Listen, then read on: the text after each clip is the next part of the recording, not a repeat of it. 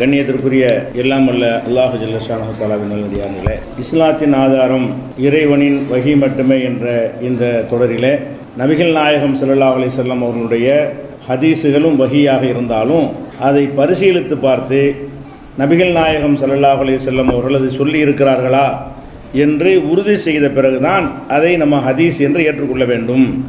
அதில் சந்தேகம் வந்துவிட்டாலோ திருக்குரானுக்கு மாற்றமாக இருந்தாலோ அது நபிகள் நாயகம் ஸல்லல்லாஹு அலைஹி வஸல்லம் அவர்கள் சொல்லியிருக்க மாட்டார்கள் என்ற முடிவுக்கு வந்துவிட வேண்டும்.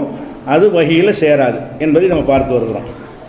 அதற்கு சில குர்ஆனுடைய வசனங்களையும் உதாரணங்களையும் பார்த்தோம். அந்த தொடரில் நபிகள் நாயகம் ஸல்லல்லாஹு அலைஹி வஸல்லம் சொல்கிறாங்க, மன் ஹத்தஸ அன்னி பி ஹதீஸின், என் வழியாக ஒருவன் ஒரு ஹதீஸை அறிவிக்கிறான், யுரா அன்னஹு கிதுபுன், அது பொய் என்று கேட்பவர்களால் கருதப்படுகிறது. அந்த மாதிரி செய்தி என் வழியாக கேட்கும் போதே பொய் என்று கருதும் வகையில் ஒரு செய்தியை ஒருவன் அறிவிப்பானேயானால் ஃபஹுவ அஹதுல் காதிபீன், அவன் பொய்யர்களில் ஒருவன் என்று நபிகள் நாயகம் ஸல்லல்லாஹு அலைஹி வஸல்லம் சொல்கிறாங்க. அப்போ ரசூல் ஸல்லல்லாஹு அலைஹி வஸல்லம் சொன்னதாக ஒரு செய்தி வந்தால் அதை கேட்டவுடனே பொய்யின் பளிச்சுன்னு சில தெரியும். இப்படி இல்லாமல் ரசூலுல்லாஹ் சொல்லியிருப்பாங்க. இந்த மாதிரி இருக்குமையானால் அது நான் சொன்னது இல்லை, அது ஒரு பொய்யன் சொன்னது, நீங்களும் ஒரு பொய்யன் ஆகிருவீங்க என்று நபிகள் நாயகம் ஸல்லல்லாஹு அலைஹி வஸல்லம் சொன்னதாக சஹீஹ் முஸ்லீமில் மொதல் ஹதீஸை இதுதான். முஸ்லீம் எடுத்தீங்கன்னா அதில் ஃபஸ்ட்டு ஹதீஸை என்ன, இதிலேருந்து ஆரம்பிப்பார். அப்போ ஒரு ரசூல் ஸல்லல்லாஹு அலைஹி வஸல்லம் வழியாக ஒரு செய்தியை பொய் என்று கருதப்படுமோ என்கிற ஒரு செய்தியை ஒருவர் அறிவிப்பாரையானால் அவரும் பொய்யர்களில் ஒருவர் என்கிற இந்த ஹதீஸும் அந்த மெசேஜை பரிசீலிக்க வேண்டும். அந்த மெசேஜும் சரியாக இருக்கணும், அறிவிப்பாளரும் சரியாக இருக்கணும், அந்த கருத்தும் சரியாக இருக்க வேண்டும் என்பதற்கு இந்த ஒரு ஹதீஸும் ஆதாரமாக இருக்கிறது. அதே போல் நபிகள் நாயகம் ஸல்லல்லாஹு அலைஹி வஸல்லம் சொல்கிறாங்க, இதா சமயத்துமுல் ஹதீஸ் அன்னி, என் வழியாக நீங்கள் ஒரு ஹதீஸை கேள்விப்படுகிறீர்கள். ரசூல் ஸல்லல்லாஹு அலைஹி வஸல்லம் சொன்ன சரியான ஹதீஸ் இது. என் வழியாக நீங்கள் ஒரு ஹதீஸை கேள்விப்படுகிறீர்கள், அது தாரிஃபுஹு குலூபுக்கும், உங்களுடைய உள்ளங்களுக்கு அது நல்ல செய்தி என்று படுகிறது, நல்ல செய்தி என்று படுகிறது. ஓ தலீனுலகு அஷாருக்கும், உங்களுடைய மயிர்கால்கள் எல்லாம் முடிகள் எல்லாம் சிலிர்த்து கொள்கிறது, அது கேட்டவுடனே அழகான செய்தியாக இருக்கிறது என்று என்ன செய்கிறது, சிலிர்த்து கொள்கிறது. ஓ அபுஷாருக்கும், உங்களுடைய மேனியும் சிலிர்க்கிறது. ஓ தரவுன அன்னகு மின்கும் கரீபுன், அது உங்களுக்கு ரொம்ப நெருக்கமாக நமக்கு நல்ல நெருங்கி இருக்கின்ற ஹதீஸு, நம்ம கட்டி அணைச்சிக்கிறலாம் அந்த மாதிரி உங்களுக்கு தெரிகிறது. அப்படி இருந்தால் அன அவுலாக்கும் பிஹி, அதை சொல்வதற்கு நான் தகுதியானவன், அதை நான் தான் சொல்லியிருப்பேன். அந்த மாதிரி ஒரு செய்தி இருந்தால் நான் தான் சொல்லியிருப்பேன். ஆனால் வைதா சமயத்துமுல் ஹதீஸ் அன்னி, என் வழியாக ஒரு செய்தியை நீங்கள் கேட்கிறீர்கள், துன்கிர்ஹு குலூபுக்கும், உங்கள் உள்ளங்களே அது தவறு என்று சொல்கிறது. ரசூலுல்லாஹ் சொன்னாங்கன்னு சொல்லும்போது ரசூலுல்லாஹ் இப்படியே சொல்லுவாங்க அப்படின்னு உங்களுக்கு படுகிறது. தன்ஃபுர் அஷாருக்கும் அபுஷாருக்கும், உங்களுடைய மேனி உங்களுடைய முடிகள் எல்லாம் இப்படி வெறுக்கிறது, என்னடா இப்படி ரசூலுல்லாஹ் சொன்னா இப்படியா சொல்லுவாங்க ரசூலுல்லாஹ் அப்படின்னு உங்களுக்கு படுகிறது. ஓ தரவுன அன்னகும் மின்கும் பஈதுன், இது ரொம்ப தூரமாக நின்றுக்கிறோம் அப்படின்னு நீங்களே ஒதுங்குற அளவுக்கு அது இருக்கிறது. அதை விலைக்கு சொன்னால் விலைக்கு சொல்ல வைக்கப்படுற அளவுக்கு இருக்கிறது. அந்த மாதிரி ஒரு செய்தி இருக்குமையானால் ஆனால் அபாதுக்கும் மின்ஹு, அதை விட்டு நான் ரொம்ப தூரமான, நான் சொன்னது இல்லை. என் வழியாக ஒரு செய்தி வரும் பொழுது அவர் சொன்னார் இவர் சொன்னாருங்கிறதையும் பாருங்கள், அது ஒரு விஷயம். நம்மளாக எடுத்துக்கொண்ட முடிவது அதே குர்ஆன் அடிப்படையில். அறிவிப்பாளரையும் பாருங்கள், மெசேஜையும் பார்க்கணும். அந்த மெசேஜ் எப்படி இருக்கணும்னா, இதை ரசூல் ஸல்லல்லாஹு அலைஹி வஸல்லம் சொல்வதற்கு தகுதியாக அந்த மெசேஜ் இருக்குதா, ஒரு சாதாரண ஒரு மனிதன் கூட சொல்ல துணியாத, சொல்லத்தகாத, செய்யத்தகாத காரியத்தை நபிகள் நாயகம் ஸல்லல்லாஹு அலைஹி வஸல்லம் அவங்களோட சம்பந்தப்படுத்தி வந்தால் நம்ம உள்ளம் இருக்குமா இருக்காதா, வெறுக்கும். ரசூல் ஸல்லல்லாஹு அலைஹி வஸல்லம் சொன்னது அப்படி இல்லாமல் தொழுகை இபாதத்து வணக்க வழிபாடு அது மாதிரி உள்ளதா வறுமையானால் அதை நம்ம உள்ள என்ன செய்யும், வரவேற்க விரும்பும். அப்போ அந்த மாதிரியான ஒரு அடிப்படையில் நீ ஹதீஸை பார்க்கணும். இப்போ ஹதீஸை பார்ப்பது, அறிவிப்பாளரை பார்ப்பது எப்படி அவசியமோ அதுவும் அவசியம்தான். ஏன்னா அதுதான் நம்ம முன்னாடி இருக்கிற வழி. ரசூலுல்லாஹ் சொன்னாங்க என்பதை நம்ம நேராக கேட்கல, அறிவிப்பாளர்கள் வழியாகத்தான் அறிந்து கொள்கிற நிலையில் இருக்கிறோம். அதையும் பரிசீலனை பண்ணுவோம். அதுக்கும் குர்ஆன் ஹதீஸில் ஆதாரம் இருக்கிறது. அதோட மெசேஜையும் பாருங்கள், அறிவிப்பாளரையும் பார்த்துருங்க. அந்த அறிவிப்பாளர்களால் சொல்லப்படுற செய்தி என்ன மாதிரி இருக்கிறது, அதை சனதையும் பார்க்கணும். மற்றனையும் சனதுன்னா இவர் சொன்னார் அவர் சொன்னார் அவருக்கு இவர், இது சனது. இதை சொன்னார் மெசேஜ் வரும்ல, அதுக்கு பேர் மத்தன். இப்போ சனதையும் நம்ம பார்க்க வேண்டும். மத்தன் என்கிற உள்ளடந்த கரு இருக்கிற ஹதீஸுடைய கரு, அந்த கருவையும் பார்க்க வேண்டும் என்று இந்த முஸ்னத் அஹ்மதில் நபிகள் நாயகம் ஸல்லல்லாஹு அலைஹி வஸல்லம் சொன்னதாக 15478 ஹதீஸில் இருக்கிறது. அப்போ இதையும் நேற்று சொன்ன அந்த செய்திகளை வைத்து பார்த்தால் உங்களுக்கு என்ன தெரியுதுன்னா, குர்ஆனுக்கு மாற்றமாக ஹதீஸ் இருக்காது.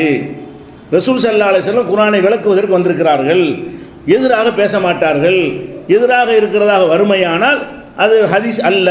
அப்படி மறுத்தா ஹதீஸை மறுக்கிறவன் ஆக மாட்டான். எல்லாரும் மறுக்கிறாங்கன்னு சொல்லிட்டோம். லைஃப் என்றும் சாது என்றும் மக்லூபி என்றும் முல்தரபி என்றும் பல பெயர்களை வைத்துக்கொண்டு ஹதீஸ்களை மறுக்கத்தான் செய்கிறார்கள். தக்க காரணம் இருக்கிறதுனால ஹதீஸ் மறுப்பாளர்னு சொல்கிறது இல்லை. அதை விட தக்க காரணம் எதுக்கு இருக்கிறது? குர்ஆனுக்கு மாற்றம்னு மறுக்கும்போது இருக்கிறது. அவர் சரியில்லை இவர் சரியில்லைன்னு மறுக்கும்போது இருக்கிற காரணத்தை விட இது அல்லாஹ்வுடைய வேதத்துக்கு எதிராக இருக்கிறது அப்படிங்கிற காரணத்துக்காக மறுத்தால் அது எப்படி ஹதீஸ் மறுப்பாகும்? ரசூலை சொல்லலன்னு தானே மறுக்கிறோம், ரசூலை சொன்னதையா மறுக்கிறோம்? இதை நபிகள் நாயகம் ஸல்லல்லாஹு அலைஹி வஸல்லம் சொல்லியிருக்க மாட்டார்கள், குர்ஆனுக்கு மாற்றமாக சொல்லியிருக்க மாட்டார்கள் அப்படிங்கிறத விளங்கிக் கொள்கிறோம். இது தொண்டு தொட்டு இந்த ஷோபா, இந்த யஹ்யா சயீதுல் கத்தான், அஹ்மது முஹம்பல், புகாரி இது மாதிரியான அறிஞர்கள் எல்லாம் இந்த விதியை ஒரு ரூலாக உருவாக்குவதற்கு முன்னாடியே சஹாபாக்கள் மத்தியில் இந்த விதி இருந்திருக்கிறது. அவங்க விதியாக பேசிக்கொள்ளாவிட்டாலும் ஒரு ஹதீஸின் வந்தவன்னு என்ன செய்வாங்க, சஹாபி தான் சொல்கிறாரு. சஹாபி காலத்தில் சஹாபி தானே சொல்லுவார். ஒரு சஹாபிக்கு இன்னொரு சஹாபி சொன்னால் இருக்காத, இப்படி ரசூல் சொல்லியிருக்க மாட்டாங்களே, குர்ஆனில் இப்படி இருக்குது.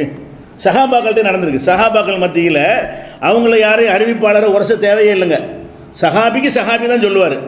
நம்ம என்ன செய்யணும், சஹாபிக்கு அளவுகோல் அவங்கள விமர்சிக்க கூடாதுன்னு வச்சுருக்கிறோம். சஹாபாக்களை பொறுத்தவரை அவங்க தங்களுக்குள்ள சமம் என்கிற வகையில் ஒரு சஹாபி ரசூலுல்லாஹ் சொன்னதாக சொன்னாரையானால் இன்னொரு சஹாபி கேட்பார், சொல்லியிருக்க முடியாது, இது இந்த வசனத்துக்கு மாற்றமாக இருக்கிறது, இந்த வசனம் இப்படி சொல்லுது, அந்த வசனம் அப்படி சொல்லுது, அதுக்கு மாற்றம் அது இப்படி இருந்தால் ரசூலுல்லாஹ் சொல்லியிருக்க மாட்டாங்க, நீ ஒழுங்காக கவனிச்சிருக்க மாட்ட, ரசூலுல்லாஹ் சொன்னது சரியா. அப்படின்னா என்ன விளங்குறோம்? நபிகள் நாயகம் ஸல்லல்லாஹு அலைஹி வஸல்லம் அவர்கள்ட்ட பயிற்சி பெற்ற தோழர்களை இந்த பயிற்சியை தான் பெற்றார்கள். விவரமான அறிஞர்கள் என்று அறியப்பட்ட தோழர்கள் எல்லாம் குர்ஆனுக்கு மாற்றமாக வந்தால் நம்ம ஏற்றுக்கிற கூடாது. அதற்கு நிறைய சான்றுகள் இருக்கிறது. உதாரணமாக அந்த ஒரு ஃபாத்திமா பின்த் கைஸ் என்று ஒரு அம்மா, அவங்கள விவாகரத்து பண்ணுறார் கணவர். விவாகரத்து பண்ணவுடனே அவர் ரசூல் ஸல்லல்லாஹு அலைஹி வஸல்லம், அந்த ஹதீஸில் வருது, ரசூல் ஸல்லல்லாஹு அலைஹி வஸல்லம் அவர்கள் அந்த பெண்ணுக்கு தங்குற வசதியும் செய்து கொடுக்க தேவையில்லை, செலவீனமும் கொடுக்க தேவையில்லை என்று ரசூலுல்லாஹ் தீர்ப்பளித்ததாக அந்த அம்மா சொல்கிறாங்க. ரசூல் ஸல்லல்லாஹு அலைஹி வஸல்லம் அவர்கள் என்னுடைய கணவர் என்னை விவாகரத்து செய்த போது எனக்கு என்ன செய்யலை, தங்குற இடத்துக்கு கணவரை பொறுப்பாக்கவில்லை, உணவு தர்ற பொறுப்பை என்ன செய்யலை, விவாகரத்து செஞ்சால் அந்த அவங்களுக்கு நஷ்டஈடு கொடுக்கணும்ல, அதுக்கு பொறுப்பாகவில்லை அப்படின்னு ஒரு அம்மா சொல்கிறாங்க. அப்போ உமரில் என்ன செய்கிறாங்கன்னா, வயலக்க உனக்கு கேடு உண்டாகட்டும், அந்த அம்மா சகாபி தானே, உமரில் சொல்கிறாங்க, வயலக்க உனக்கு நாசம் உண்டாகட்டும், தூ ஹத்தீஸ் பி மிஸ்லி ஹாதா, இந்த மாதிரி செய்தி நீ அறிவிக்கிறியா, விவாகரத்து பண்ண சந்தில் விட சொல்றியா, விவாகரத்து பண்ணியிருக்கிறாங்க, அவனுக்கு ஒன்றும் கொடுக்க தேவையில்லை, தங்குற இடம் கொடுக்க தேவையில்லை, ரசூலுல்லாஹ் சொன்னதாக நீ சொல்கிறாய், உனக்கு கேடு உண்டாகட்டும் என்று சொல்லிவிட்டு அப்போ என்ன செய்கிறாங்க, உமர் சொல்கிறாங்க, லா நத்துருக்கு கிதாப் அல்லாஹி, அல்லாஹ்வுடைய வேதத்தை நம்ம விடமாட்டோம், ஓ சுன்னத்த நபியினா ஸல்லல்லாஹு அலைஹி வஸல்லம், நபியுடைய வழியை விடமாட்டோம், லி கவுலி இம்ராத்தின், இந்த அம்மா சொல்ல கேட்டு நம்ம விட முடியாது. ரசூலுல்லாஹ் சொன்னதாக தீர்ப்பளித்ததாக சொல்லும்போது இந்த அம்மா சொல்ல கேட்டுக்கிட்டு அல்லாஹ்வுடைய வேதத்தை நான் விட மாட்டேன், யார் சொல்கிறா, உமர் ரலியல்லாஹு சொல்கிறாங்க.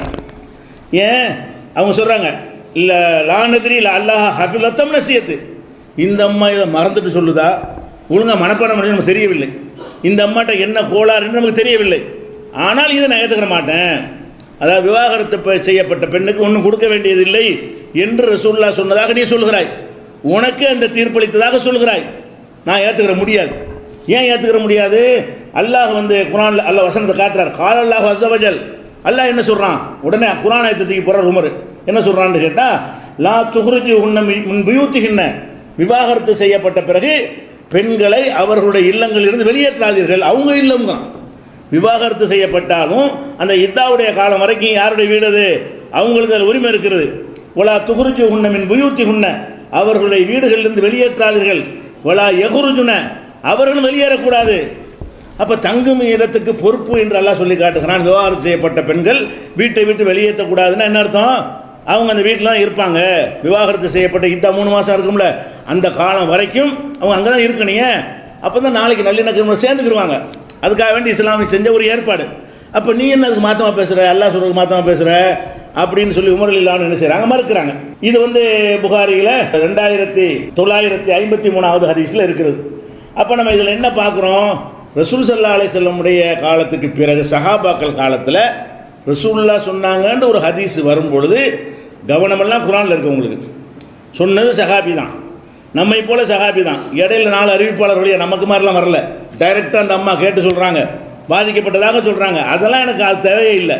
இப்படி சொன்னதுனால அந்த அறிவிப்பாளர் பொய்யாக்கிட்டான்னு அர்த்தம் கிடையாது, சஹாபாக்களை இழிவுபடுத்துகிற அர்த்தம் கிடையாது, அவரை பற்றி என்ன தீர்ப்புண்டு அந்த அர்த்தம் கிடையாது. நம்ம பார்க்க வேண்டியது என்னது, நமக்கு குர்ஆனை கரெக்டாக, குர்ஆனுக்கு எதிர் இல்லாமல் இருக்குதா, அதான் நம்ம மேட்ரு. அதை தான் அதில் கொஸ்டின் பண்ணுவான் அப்படின்னு சொல்லி அவங்க நடந்திருக்கிற காட்சியை பார்க்குறோம். உமர் ரலியல்லாஹுடைய அந்த போக்கு இந்த மாதிரி தான் இருந்திருக்குது. அதே மாதிரி உமர் ரலியல்லாஹு எதுக்கு சொல்கிறோம்னு கேட்டால், ஆண் சஹாபாக்கள் எடுத்துக்கிட்டீங்கன்னா அவர் தான் கொஞ்சம் வஹிக்கு நெருக்கமாக பேசுகிறவர்.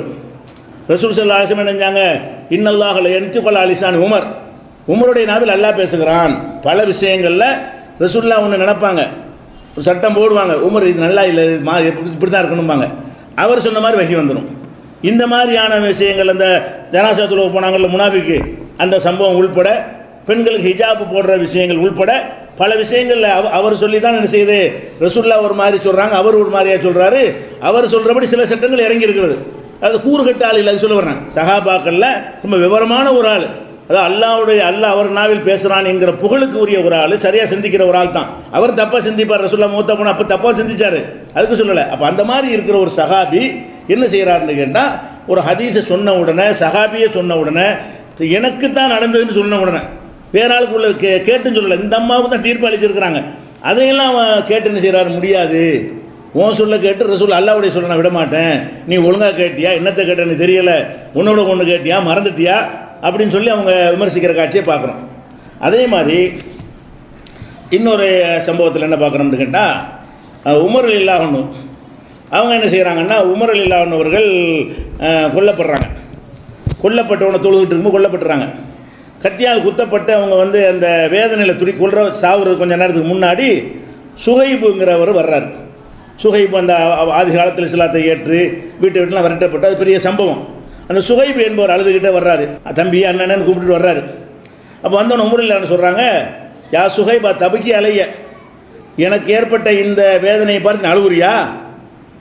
வேதனையில் துடிக்கிறார் அவர், கத்தியால் குத்தப்பட்டு. அப்போ கொஞ்ச நேரத்தில் இறந்து போயிடுவாருங்கிற அளவில் இருக்கும் பொழுது அவர் ஒரு தோழர் பார்த்துட்டு என்ன செய்கிறாரு, அழுது கொண்டே வர்றாரு.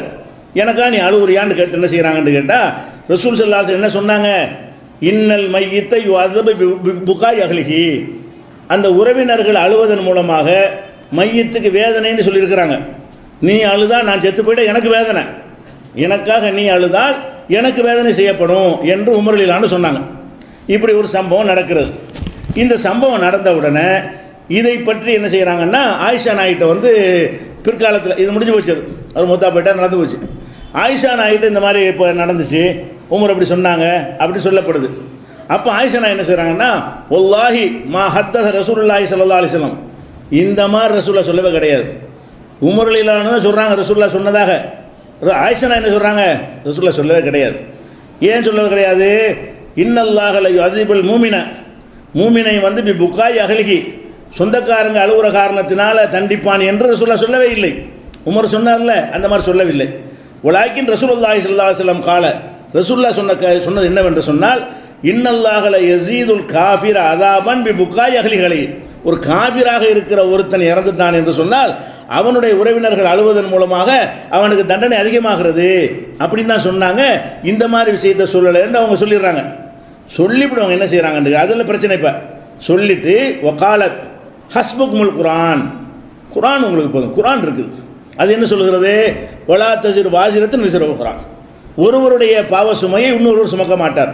இப்போ நான் மௌத்தா போயிட்டேன், எனக்காக குடும்பத்தில் உள்ளவங்க அழுகுறாங்க, அவங்கள நான் ஏன் தண்டிக்கணும், அவங்கள தண்டிக்கிட்டு யாரோ செய்வதற்காக யாரெல்லாம் தண்டிப்பானா, நான் ஏதாவது தப்பு செஞ்சால் என்னை எல்லாம் தண்டிப்பாங்கிறது சரி. மையத்துக்கு முன்னாடி சொந்தக்காரங்க அழுதார்களே ஆனால் அந்த அழுதவனுக்கு தண்டனை அது லாஜிக்காக இருக்குது, அதுவும் தண்டனை கிடையாது. ஒப்பாரி வைக்கிறத மார்க்கத்தில் குற்றம், அழுவுற தப்பு கிடையாது. ஒரு வச்சுக்கிட்டாலும் வைத்து கொண்டாலும் அழுவுறவனை தண்டிக்கணுமே தவிர இவர் ஏன் தண்டிக்கணும், இறந்து போன அவருக்கு என்ன ஒன்றும் செய்ய முடியாத, அவருக்கு என்ன ரோல் இருக்குதுல, அவன் அழுத இவனுக்கு தண்டனை அடிப்படையே மாறுதா, இஸ்லாத்துடைய பேசிக்கே மாறுத. அல்லாஹ் குர்ஆன்ல என்ன சொல்லி காட்டுறான், ஒருவர் சுமையை ஒருவர் சுமக்க மாட்டான்னு குர்ஆனை படிக்கல நீ, அதுக்கு மாற்றமாக இது இருக்கா இல்லையா? அதனால உமர் சொன்னாலும் ஏற்றுக்க மாட்டேன்ட்டாங்க. உமர் அந்த அம்மா சொன்னால் ஏற்றுக்க மாட்டேன்ட்டாங்க. ஆயிஷா நான் என்ன பண்ணிட்டாங்க, உமர் சொன்னாலும் ஏற்றுக்க மாட்டாங்க. இப்போ சஹாபாக்கள் உள்ளத்தில் படிஞ்சிருந்தாலும் என்னன்னு கேட்டால் குரான் தான். குரானுக்கு ஒத்து வந்தால் தான் ஹதீஸ். குரானுக்கு ஏற்று வந்து ஹதீஸ் கிடையாது. யார் சொன்னாலும் சரி, உமரே சொன்னாலும் சரி தான். அப்போ நேரம் நான் தான் சாட்சின்னு சொன்னாலும் சரி தான். அதெல்லாம் கிடையாது. இந்த இவங்கெல்லாம் யார்? இவங்களும் ஹதீஸ் மறுப்பாளர்கள். அப்போ இவங்க என்ன செய்யணும்? உமர் ஹதீஸ் மறுத்திருக்கிறார், நேரடியாக அந்த அம்மா வந்து சொல்லுது, நான் தான் கேட்டேன்னு சொல்லுது. அதுக்கு பிறகு மறுத்தாரையானால் உமர் ஹதீஸ் மறுப்பாளர். பத்தா கொடுப்பீங்களா? மறுக்கத்தானே செஞ்சார். அதுக்கு என்ன சொல்லுவீங்க காரணம்? அவர் குரானுக்கு மாற்றமாக தெரிஞ்சு. அதை நாங்களும் சொல்கிறோம். குரானுக்கு மாற்றமாக தெரிஞ்சால் மறுத்தா ஹதீஸ் மறுப்பாளர் கிடையாது. அந்த மாதிரி தான் ரசூல் ஸல்லல்லாஹு அலைஹி வஸல்லம் அவருக்கு ட்ரைனிங் கொடுத்துட்டு போயிருக்கிறாங்க. அதை நம்ம பார்க்குறோம். இதே மாதிரி வந்து அந்த இறந்த இதே மாதிரி இப்னு உமர் அவர் என்ன செய்வார்ன்றா, பத்ர் போர்க்களத்தில் கொல்லப்பட்டவங்கலாம் ஒரு கிணத்துல தூக்கி போடுவாங்க. போட்டவொன்னே என்ன செய்வாங்க, ரசூல் ஸல்லல்லாஹு அலைஹி வஸல்லம் பேசுவாங்க. எப்படி இந்த மாதிரி இன்னா வஜத்னா மாவாத ரப்புனா ஹக்கா, எங்கள் இறைவன் எங்களுக்கு வாக்களித்து நாங்கள் அடைந்து கொண்டோம். ஃபஹல் வஜத்தும் மாவாத ரப்புக்கும் ஹக்கா, உங்கள் இறைவன் உங்களுக்கு வாக்களித்து நீங்கள் அடைந்து கொண்டீர்களான்னு கேட்பாங்க. அப்போ உமர்லான்னு கேட்பாங்க, அத்து கல்லிமு அஜிசாதனில் அருவாகலகா, உயிர் இல்லாத இந்த பணத்தோட பேசுகிறீங்க அப்படின்னு உமர் அப்ஜெக்ஷன் பண்ணுவாங்க. அப்போ ரசூலுல்லாஹ் சொல்லுவாங்க, அவர்கள் நான் இப்போ சொல்வது கேட்குறார்கள், இன்னஹும் யஸ்மவுனலான், நான் சொல்கிறது இப்போ கேட்குறாங்க அப்படின்னு யார் சொல்கிறா? ரசூல் ஸல்லல்லாஹு அலைஹி வஸல்லம் சொன்னதாக ஒரு ஹதீஸ். இது ஆயிஷா நாயகி கவனத்துக்கு வருது. இப்படி ரசூலுல்லாஹ் சொன்னாங்க, இப்படி உமர் இப்படி திருப்பி கேட்டார். அப்போ ரசூலுல்லாஹ் என்ன சொன்னாங்க? நான் பேசுவதை அவர்கள் கேட்கிறார்கள், இறந்தவர்கள் என்ன செய்கிறார்கள்? கேட்கிறார்கள்னு சொல்லி ஹதீஸ் வந்தவுடனே ஆயிஷா நாயகி மறுக்கிறாங்க. முடியாது, இப்படி சொல்லியிருக்க முடியும். ரசூலுல்லாஹ் எப்படி சொல்லுவாங்க? அல்லாஹ் குர்ஆனில் என்ன சொல்கிறான்? இன்னக்கலா துஸ்மியுல் மௌத்தான்னு சொல்கிறானா இல்லையா? இறந்து போனவர்களை உம்மால் கேட்க செய்ய முடியாது. குர்ஆன் வசனம் என்னதுக்கு? ரசூலுல்லாஹ் பார்த்தா அல்லாஹ் சொல்லுகிறான், இன்னக்கலா துஸ்மியுல் மௌத்தா, மௌத்தா போன ஆட்களை உனக்கு கேட்க செய்ய முடியாது. அல்லாஹ்வுடைய வசனம். ஒமா அன்த பி முஸ்மியின் மன்ஃபில் குபூர், கபர்களில் உள்ளவர்களை உன்னால் கேட்க செய்ய முடியாது. இந்த இரு வசனங்களும் குர்ஆனில் இருக்கிறது. இது என்ன சொல்லுகிறது என்று சொன்னால், மௌத்தா போன ஆளுக்கு இந்த உலகத்தில் பேசுகிற பேச்சு கேட்காது, ரசூலே பேசினாலும் கேட்காது. ரசூலை பார்த்தா நல்லா சொல்லி காட்டுறோம். ஒமா அந்த நீன்னு தான் சொல்கிறான். இன்னக்க நீ கேட்க செய்ய முடியாதுன்னா நமக்கெல்லாம் முடியாது. ரசூலுக்கே கேட்க செய்ய முடியாதுன்னா நம்ம போய் அவுலியாவில் காதர் பாச்சான்னு கூப்பிட்றாங்களே, அது எப்படி கேட்கும்? அப்போ ரசூலுக்கே என்ன செய்யாது, இவர் பேசுகிறத கேட்க செய்ய முடியாது. அது மாதிரி உமா அன்தன் தான் சொல்கிறான், நீ கேட்க செய்ய முடியாது. இப்படி முஸ்லிமின் மன்ஃபில் குபூர், கபரில் உள்ளவர்களை உன்னால் கேட்க செய்ய முடியாது. இந்த ரெண்டு ஆயத்தை வைத்து ஆயிஷா என்ன சொல்கிறாங்கன்னு கேட்டால் இப்படி சொல்லலை, வேறு எப்படி சொன்னாங்க? அவங்க கேட்டு சொல்கிறாங்களா, ஊகி சொல்கிறாங்களா, அது ஒரு விளக்கமாக சொல்கிறாங்களா தெரியல. அவங்க என்ன சொல்கிறாங்கன்னா, இன்னகும் இல்லை ஏழமூனலாம், அவர்கள் இப்போ விளங்கி கொண்டார்கள். உள்ளே போனவுடனே நம்ம தான் எல்லாம் ஆட்ட முடியல. இப்போ அவங்களுக்கு அந்த கபரில் அடக்கம் செய்யப்பட்ட பிறகு, எல்லாம் விட்டுட்டு போன பிறகு, மலக்குகள்லாம் விசாரிக்க வந்த பிறகு அவங்களுக்கு விஷயம் விளங்கி போச்சு. என்ன விளங்கிருச்சு? நம்ம வந்த பாதை தப்பு, முகமது சொன்ன பாதை சரி என்று விளங்கி கொண்டார்கள் தான் சொன்னார்களே தவிர கேட்கிறார்கள் சொல்லவில்லை. ரசூலுல்லாஹ் சொன்ன வாசகம் என்னவா? இன்னகும் இல்லை ஏழமூனல் ஆண், இப்போ விளங்கி கொண்டார்கள். இங்கே இருக்கிற ஆட்ட முடியல, இப்போ கபருக்குள்ளே தள்ளணும்னு விளங்கிட்டான். எல்லா காவிரும் வழங்குவானா இல்லையா? எல்லா காவிரும் கபூரில் அடக்கம் செய்யப்பட்ட பிறகு நம்ம வந்த ரூட்டு தப்புன்னு வழங்குவான்ல, அதைத்தான் ரசூலுல்லாஹ் சொன்னாங்களே தவிர நான் பேசுவதையெல்லாம் அவர்கள் கேட்பார்கள் என்று சொல்லவில்லை. ஏன் அப்படி நான் சொல்கிறேன் என்றால், அல்லாஹ் இப்படி சொல்கிறான்னு வசனத்தை காட்டுறாங்க.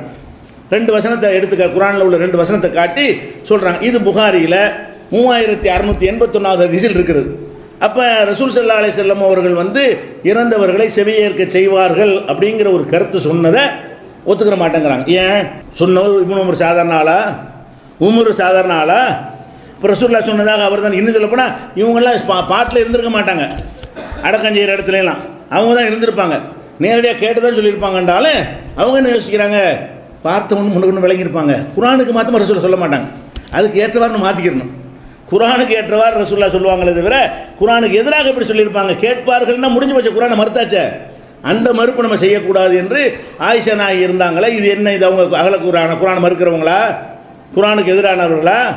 அப்போ ஹதீஸ் மறுப்பா, அவங்க ஹதீஸ் மறுப்பாளர்களா பார்க்கணும். இதே மாதிரி வந்து இன்னொரு சம்பவத்தை பாருங்க. நிறைய ஹதீஸுகளை பார்த்தோம்னு சொன்னால் புதுசாக நம்ம சொல்கிற மாதிரி சித்தரிக்கிறாங்க. விதியில் இல்லை, ரூலில் என்னன்னு நம்ம சொல்ல போகிறோம் பின்னாடி. சஹாபாக்களை இந்த மாதிரி நடைமுறையில் கடைப்பிடிச்சிருக்கிறாங்க. அவங்க காலத்தில் இந்த மாதிரி கரெக்டாக இருந்தால் தான் ஏற்றுக்குருவாங்க, குர்ஆனுக்கு ஒத்து இருந்தால் தான் ஏற்றுக்குருவாங்கன்னு பார்க்குறோம். அதே மாதிரி இன்னொரு விஷயம் என்னென்னு கேட்டால், அபூ ஹுரைராவை அறிவிக்கிறார்.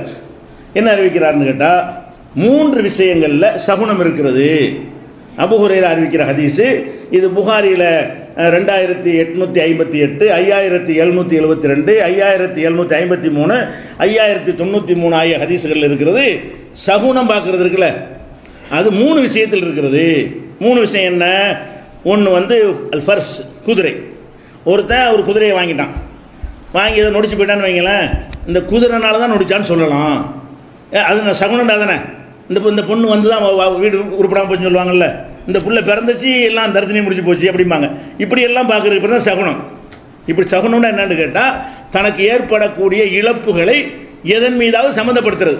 இந்த பூனை குறுக்க போனால் இந்த நடந்துச்சு, யானை பார்த்தா நடந்துச்சுன்னு சொல்கிறோம்ல, இந்த மாதிரி சொல்வதெல்லாம் தப்பு. 3 விஷயத்து சொல்லலாம். ரசூல்லா வந்து சகுனத்தை முழுசாக தடுத்துட்டாங்களாம். 3 விஷயத்தில் சகுனம் பார்க்கலாம் என்று ரசூல்லா சொன்னதாக அபூ ஹுரைரா அறிவிக்கிறார். 3ல் ஒன்று என்ன? அல் ஃபர்சு, குதிரை. குதிரையை வச்சு டெவலப் பண்ணி கூட காரு வாகனத்தில் கூட வச்சுக்கலாம். இந்த கார் வந்து தான் எல்லாம் நஷ்டமாகி போச்சு அப்படிலாம் சொல்கிறவங்களாம் இருக்கிறாங்க. சரி. 2வது ஒரு மரத்து, பெண். ஒரு வீடு ஒரு பெண் வாழ்க்கப்பட்டு வர்றான், நல்ல வசதியாக வச்சுன்னு வைங்களேன், இது அப்படி செல்வம், அந்த பொண்ணு வந்து காலை வச்சா குளிக்குதுமாங்க, நொடிச்சு போச்சுன்னு வைங்களேன், இவன் வந்து காலை வச்சவனை உருப்படாமல் போச்சு சொல்கிறாங்களா இல்லையா? அதுக்கு அப்படி சொல்லலாம்னு இருக்குது இந்த ஹதீஸ் பிரகாரம். இந்த அபூ ஹுரைரா அறிவிக்கிற பிரகாரம் ரசூலுல்லாஹ் சொன்னதாக தான் சொல்கிறாரு. குதிரையை சம்பந்தப்படுத்தி இந்த மாதிரி பேசிக்கொள்ளலாம், பெண்களை சம்பந்தப்படுத்தி பேசிக்கொள்ளலாம். ஒத்தார், வீடு. ஒரு வீடு மாறுற வீடு வாங்குகிறோம், அந்த வீட்டில் நல்லா இருந்தோமா, இந்த வீட்டுக்கு மாறி வந்தவன வைத்த வலி, தலைவலியும், காய்ச்சலும், மவுத்தும், அது மாதிரி பல நஷ்டமும் ஏற்பட்டுட்டு இருக்குன்னு வைங்களேன், உடனே என்ன செஞ்சிடறது? இந்த தரித்திரம் பிடிச்ச வீடு, இந்த வீட்டை வாங்கிறாதிய அப்படின்னு சொல்கிறோமா இல்லையா? இப்போ தரித்திரம் பிடித்த ஒரு பெண்ணு, தரித்திரம் பிடித்த வீடு, தரித்திரம் பிடித்த குதிரைன்னு சொல்கிறதுக்கு அனுமதி இருக்குது. வேறு எதுக்கு சொல்லக்கூடாது. எல்லாத்துலேயும் தரித்திரம்னு சொல்லக்கூடாது, இந்த 3க்கு மட்டும் சொல்லலாம் என்று ரசூலுல்லாஹ் சொன்னதாக யார் சொல்கிறா? அபூ ஹுரைரா சொல்கிறார். இப்போ இதை வந்து யாருமே ஏற்றுக்கல. எல்லாருமே அந்த பறையல்விகளை ஏற்றுக்குறாங்க, எல்லாம் செய்யலாங்கிற ஏற்றுக்குருவான். ஏகத்துவ கொள்கையில் உள்ள ஆளுக்கு ஏற்றுக்கிற மாட்டாங்க. குர்ஆன் மறுப்பாளர்கள் கூட்டம் இருக்காங்களே, அவங்க உள்பட ஏற்றுக்கிற மாட்டாங்க. அப்போ என்ன மேட்டர்ன்னு கேட்டால், ஆயிஷா நாய் என்ன செய்கிறாங்கன்னு கேட்டால், இந்த மாதிரி சொல்லவில்லை ரசூலுல்லாஹ், இவர் பாதி விட்டுட்டாரு. ரசூல் ஸல்லல்லாஹு அலைஹி வஸல்லம் நாங்கள் இப்படி சொல்லவே இல்லை. என்ன சொன்னாங்கன்னா, கான யக்கூல், ரசூல் ஸல்லல்லாஹு அலைஹி வஸல்லம் சொல்லி கொண்டிருந்தார். நான் அவங்க கேட்டுருக்குறாங்க. என்ன சொல்கிறாங்கன்னா, கான அஹ்லுல் ஜாஹிலியத்தி யக்கூலுன், அறியாமை காலத்து மக்கள் சொல்லி கொண்டிருக்கிறார்கள், அத்தீரத்து ஃபில் மரத்தி ஒத்தாரி ஒத்தாபத்தி, சகுனம் என்பது பெண்ணிடமும் வீட்டிலையும் வாகனத்திலும் இருக்கிறது என்று அறியாமை கால மக்கள் சொல்கிறார்கள் என்று ரசூலுல்லாஹ் சொன்னாங்க. அதை விட்டார் இவர். ரசூலுல்லாஹ் வந்து அவங்க ஆதரித்து சொல்லலை, இந்த முட்டாப்பையில் சொல்கிறாங்கன்னு சொன்னதை இந்த முட்டாப்பையில் சொன்னாங்கன்னு மட்டும் விட்டுட்டார் அவர். அது ரசூலுல்லாஹ்வை அங்கீகரித்த மாதிரி. இந்த முட்டாப்பையை சொல்கிறான்னு சொன்னோம்னா அது கண்டிக்கணும்னு அர்த்தம். இந்த 3 விஷயத்தில் சகுனம் இருப்பதாக மூடர்கள் சொல்கிறார்கள் அப்படிங்கிறோம். மூடர்கள் சொல்கிறார்கள்னா என்ன அர்த்தம்? அது நமக்கு உள்ளது இல்லைன்னு அர்த்தம். இவர் என்ன பண்ணிட்டார்னு கேட்டால், இந்த மூடர்கள் சொல்கிறார்களை விட்டுவிட்டார், கவனிக்காமல் இருந்திருப்பார். 3ல் இருக்கிறது என்று மூடர்கள் சொல்கிறான்னு சொல்லுவாங்கள்ல, அந்த வாசகத்தை கவனிக்கல. இவர் கேட்காம எதை நோட் பண்ண கவனிக்கும் போது பாதியை மனப்பாடம் பண்ணிட்டார், பாதியை சொல்லலை. அப்போ ஆயிஷா என்ன பண்ணுறாங்கன்னா, இந்த ஹதீஸ் இப்படி இல்லை, இப்படின்னா இது இஸ்லாம் பேசிக். அது காரணம் என்னென்னு கேட்டால், ஒரு ஆயத்தை எடுத்து போடுறாங்க, சும்மா கராத் ஆயிஷா, பிறகு ஆயிஷா ஓதி காட்டினார்கள், மா அசாப மின் முசீபத்தின் ஃபில் அர்தி வலா ஃபி அன்ஃபுசிக்கும் இல்லா ஃபி கிதாப், உங்களுடைய பூமியிலேயோ உங்களுக்கு உள்ளேயோ ஏதாவது ஒரு முசீபத்து ஏற்படுமானால், துன்பங்கள் ஏற்படுமானால், அது பதிவேட்டில் உள்ளபடி தான் நடக்கிறது, வீட்டுனால இல்லை, குதிரையினால இல்லை, பெண்ணுனால. உனக்கு எழுதப்பட்டுருச்சு, உனக்கு வந்து இத்தனாம் தேதியிலேருந்து உனக்கு இறங்கும் முகம்னு எழுதியாச்சு. அது வந்து இந்த வீடை முடிவு பண்ணலை, அந்த நேரத்தில் வீடு மாறிக்கிட்ட, அதனால் சம்மந்தப்படுத்துறதே தவிர அல்லாஹ்வுடைய எல்லா விதமான நல்லது கெட்டதுகள், மனிதனுக்கு ஏற்படுற நல்லது கெட்டது எல்லாமே விதிப்பலகையில் உள்ளபடி நடக்குது என்று குர்ஆன் இருக்கிறதுனால, குர்ஆனுக்கு மாற்றமாக ரசூல் அப்படி சொல்லுவாங்க அப்படிங்கிறதுனாலே மறுக்கிறாங்க. அது போக இந்த ஒரு வார்த்தையை விட்டுட்டாருன்னு மறுக்கிறாங்க. அப்போ இந்த வசனத்துக்கு மாற்றமாக நமக்கு செல்வம் வரணுமா, அந்த வீட்டுக்கு போ, இந்த வீட்டுக்கு போனால் செல்வம் வரும்டா, அப்போ அது தீர்மானிக்குதே, அல்லாஹ்வுல தீர்மானிப்பான், அல்லாஹ் எழுதி வச்சுட்டானே. அப்போ அந்த மாதிரியான ஒரு பெண் வந்ததுனால வந்துச்சு, ஒரு குதிரை வந்ததுனால வந்துச்சு, தரித்திரத்துக்கும் சரி பாக்கியத்துக்கும் சரி தொடர்படுத்தக்கூடாது. அல்லாஹ் நம்ம நாடி இருக்கிறான், அல்லாஹ் நமக்கு இறங்கு முகம் நாடி இருக்கான், இறங்கிட்டோம். ஏறு முகம்னு நாடி இருந்தானா ஏறிக்கிறோம். இதுதான் விளங்க வேண்டிய விஷயம்னு அடிப்படை வளர்க்குறாங்க. இது வந்து இந்த அந்த ஹதீஸை அவங்க மறுத்து சொல்வது வந்து அகமதில் 24,894 அந்த ஹதீஸில் இருக்கிறது. அதே மாதிரி வந்து இன்னொரு ஒரு ஹதீஸை சொல்கிறாங்க, ஆயிஷா நாய் சம்மந்தப்பட்டது தான். ஆயிஷா நாய் இடத்தில் நாங்கள் இருந்தோம். அல்கமா சொல்கிறார். ஆயிஷா நாய்கிட்ட உட்காந்து மார்க்கம் கேட்கறதுக்காக அவங்க இருக்கிறாங்க. அப்போ தகல அபூ ஹுரைரா. அப்போ அபூ ஹுரைரா உள்ளே வர்றாரு. அபூ ஹுரைரா வந்து உள்ளே வர்ற ஆயிஷா நாகியோட அல்கமா இருந்து இதை பாடம் படிச்சுட்டு இருக்கிறாரு. அப்போ அபூ ஹுரைரா வர்றாரு. வந்தவுடனே ஆயிஷா நாய் கேட்குறாங்க, அன்தல்லதி துஹத்திது, நீ தான் அறிவிச்சுக்கிட்டு இருக்கிறியா, அன்ன இம்ராத்தன் உதிபத்து பி ஹிர்ரத்தின், ஒரு பூனையை துன்புறுத்தியதற்காக ஒரு பெண் வந்து வேதனை செய்யப்பட்டால் அது மாதிரி ரபத்தத்துகா அதை கட்டி போட்டு புலம் துத்தைமுகா அதுக்கு சாப்பாடு கொடுக்காம தண்ணி கொடுக்காம அது மாதிரி துன்பப்படுத்தினாள் என்று சொல்லி அந்த தொடர்புல அது மாதிரி இன்னொரு பெண்ணு நாய் விஷயத்துக்காக வேண்டி நாய்க்கு தண்ணி கொடுத்தா அதனால எல்லாம் சொர்க்கத்துக்கு அனுப்பிட்டான். இந்த ஹதீஸ் நீ தான் அறிவிக்கிறியா? அவர் அறிவிச்சிருக்காரு. அந்த ஹதீஸ் புகார்லாம் இருக்குது. இந்த ஹதீஸை அறிவித்து நீ தானா? எந்த ஹதீஸை? ஒரு பெண் வந்து கெட்ட பெண், இத்தனைக்கும் கெட்ட பெண்ணு, அவள் வந்து ஒரு நாய் தாகத்தில் தவித்து கொண்டு இருக்கும் பொழுது அந்த தன்னுடைய இதை காலுரையை போட்டு தண்ணி எடுத்து புழிஞ்சு அந்த நாய் தாகத்தை தீர்த்தாங்க. அதனால் அவளுடைய எல்லாத்தையும் எல்லாம் மன்னித்து சொர்க்கத்துக்கு அனுப்பிட்டான் அப்படின்ற ஹதீஸை அறிவிப்பது நீ தானா? அபூ ஹுரைராட்ட கேட்குறாங்க. அவர் என்ன செய்கிறாருன்னு கேட்டால், சமீத்துஹு மின்ஹு, ரசூலுல்லாஹ் சொன்னதை நான் கேட்டேன், அறிவிச்சா என்ன தப்புங்கிறாரு. நான் அறிவித்தது நானா சொன்னது கிடையாது, நபி ஸல்லல்லாஹு அலைஹி வஸல்லம் சொன்னதைத்தான் அறிவித்திருக்கிறேன் அப்படிங்கிறாங்க. அப்போ என்ன செய்கிறாங்கன்னு கேட்டால் அவங்க கேட்குறாங்க, ஹல் தத்ரி மாக்கானத்தில் மரத்து அன்னல் மரத்த மாமா பாலத்து காணத்து காபிரத்தன், நீ சொன்ன அந்த செய்தியில் அவள் காஃபிரான பெண்ணாக இருக்கிறாள் என்று வருகிறது நீ சொன்ன அந்த செய்தியில்.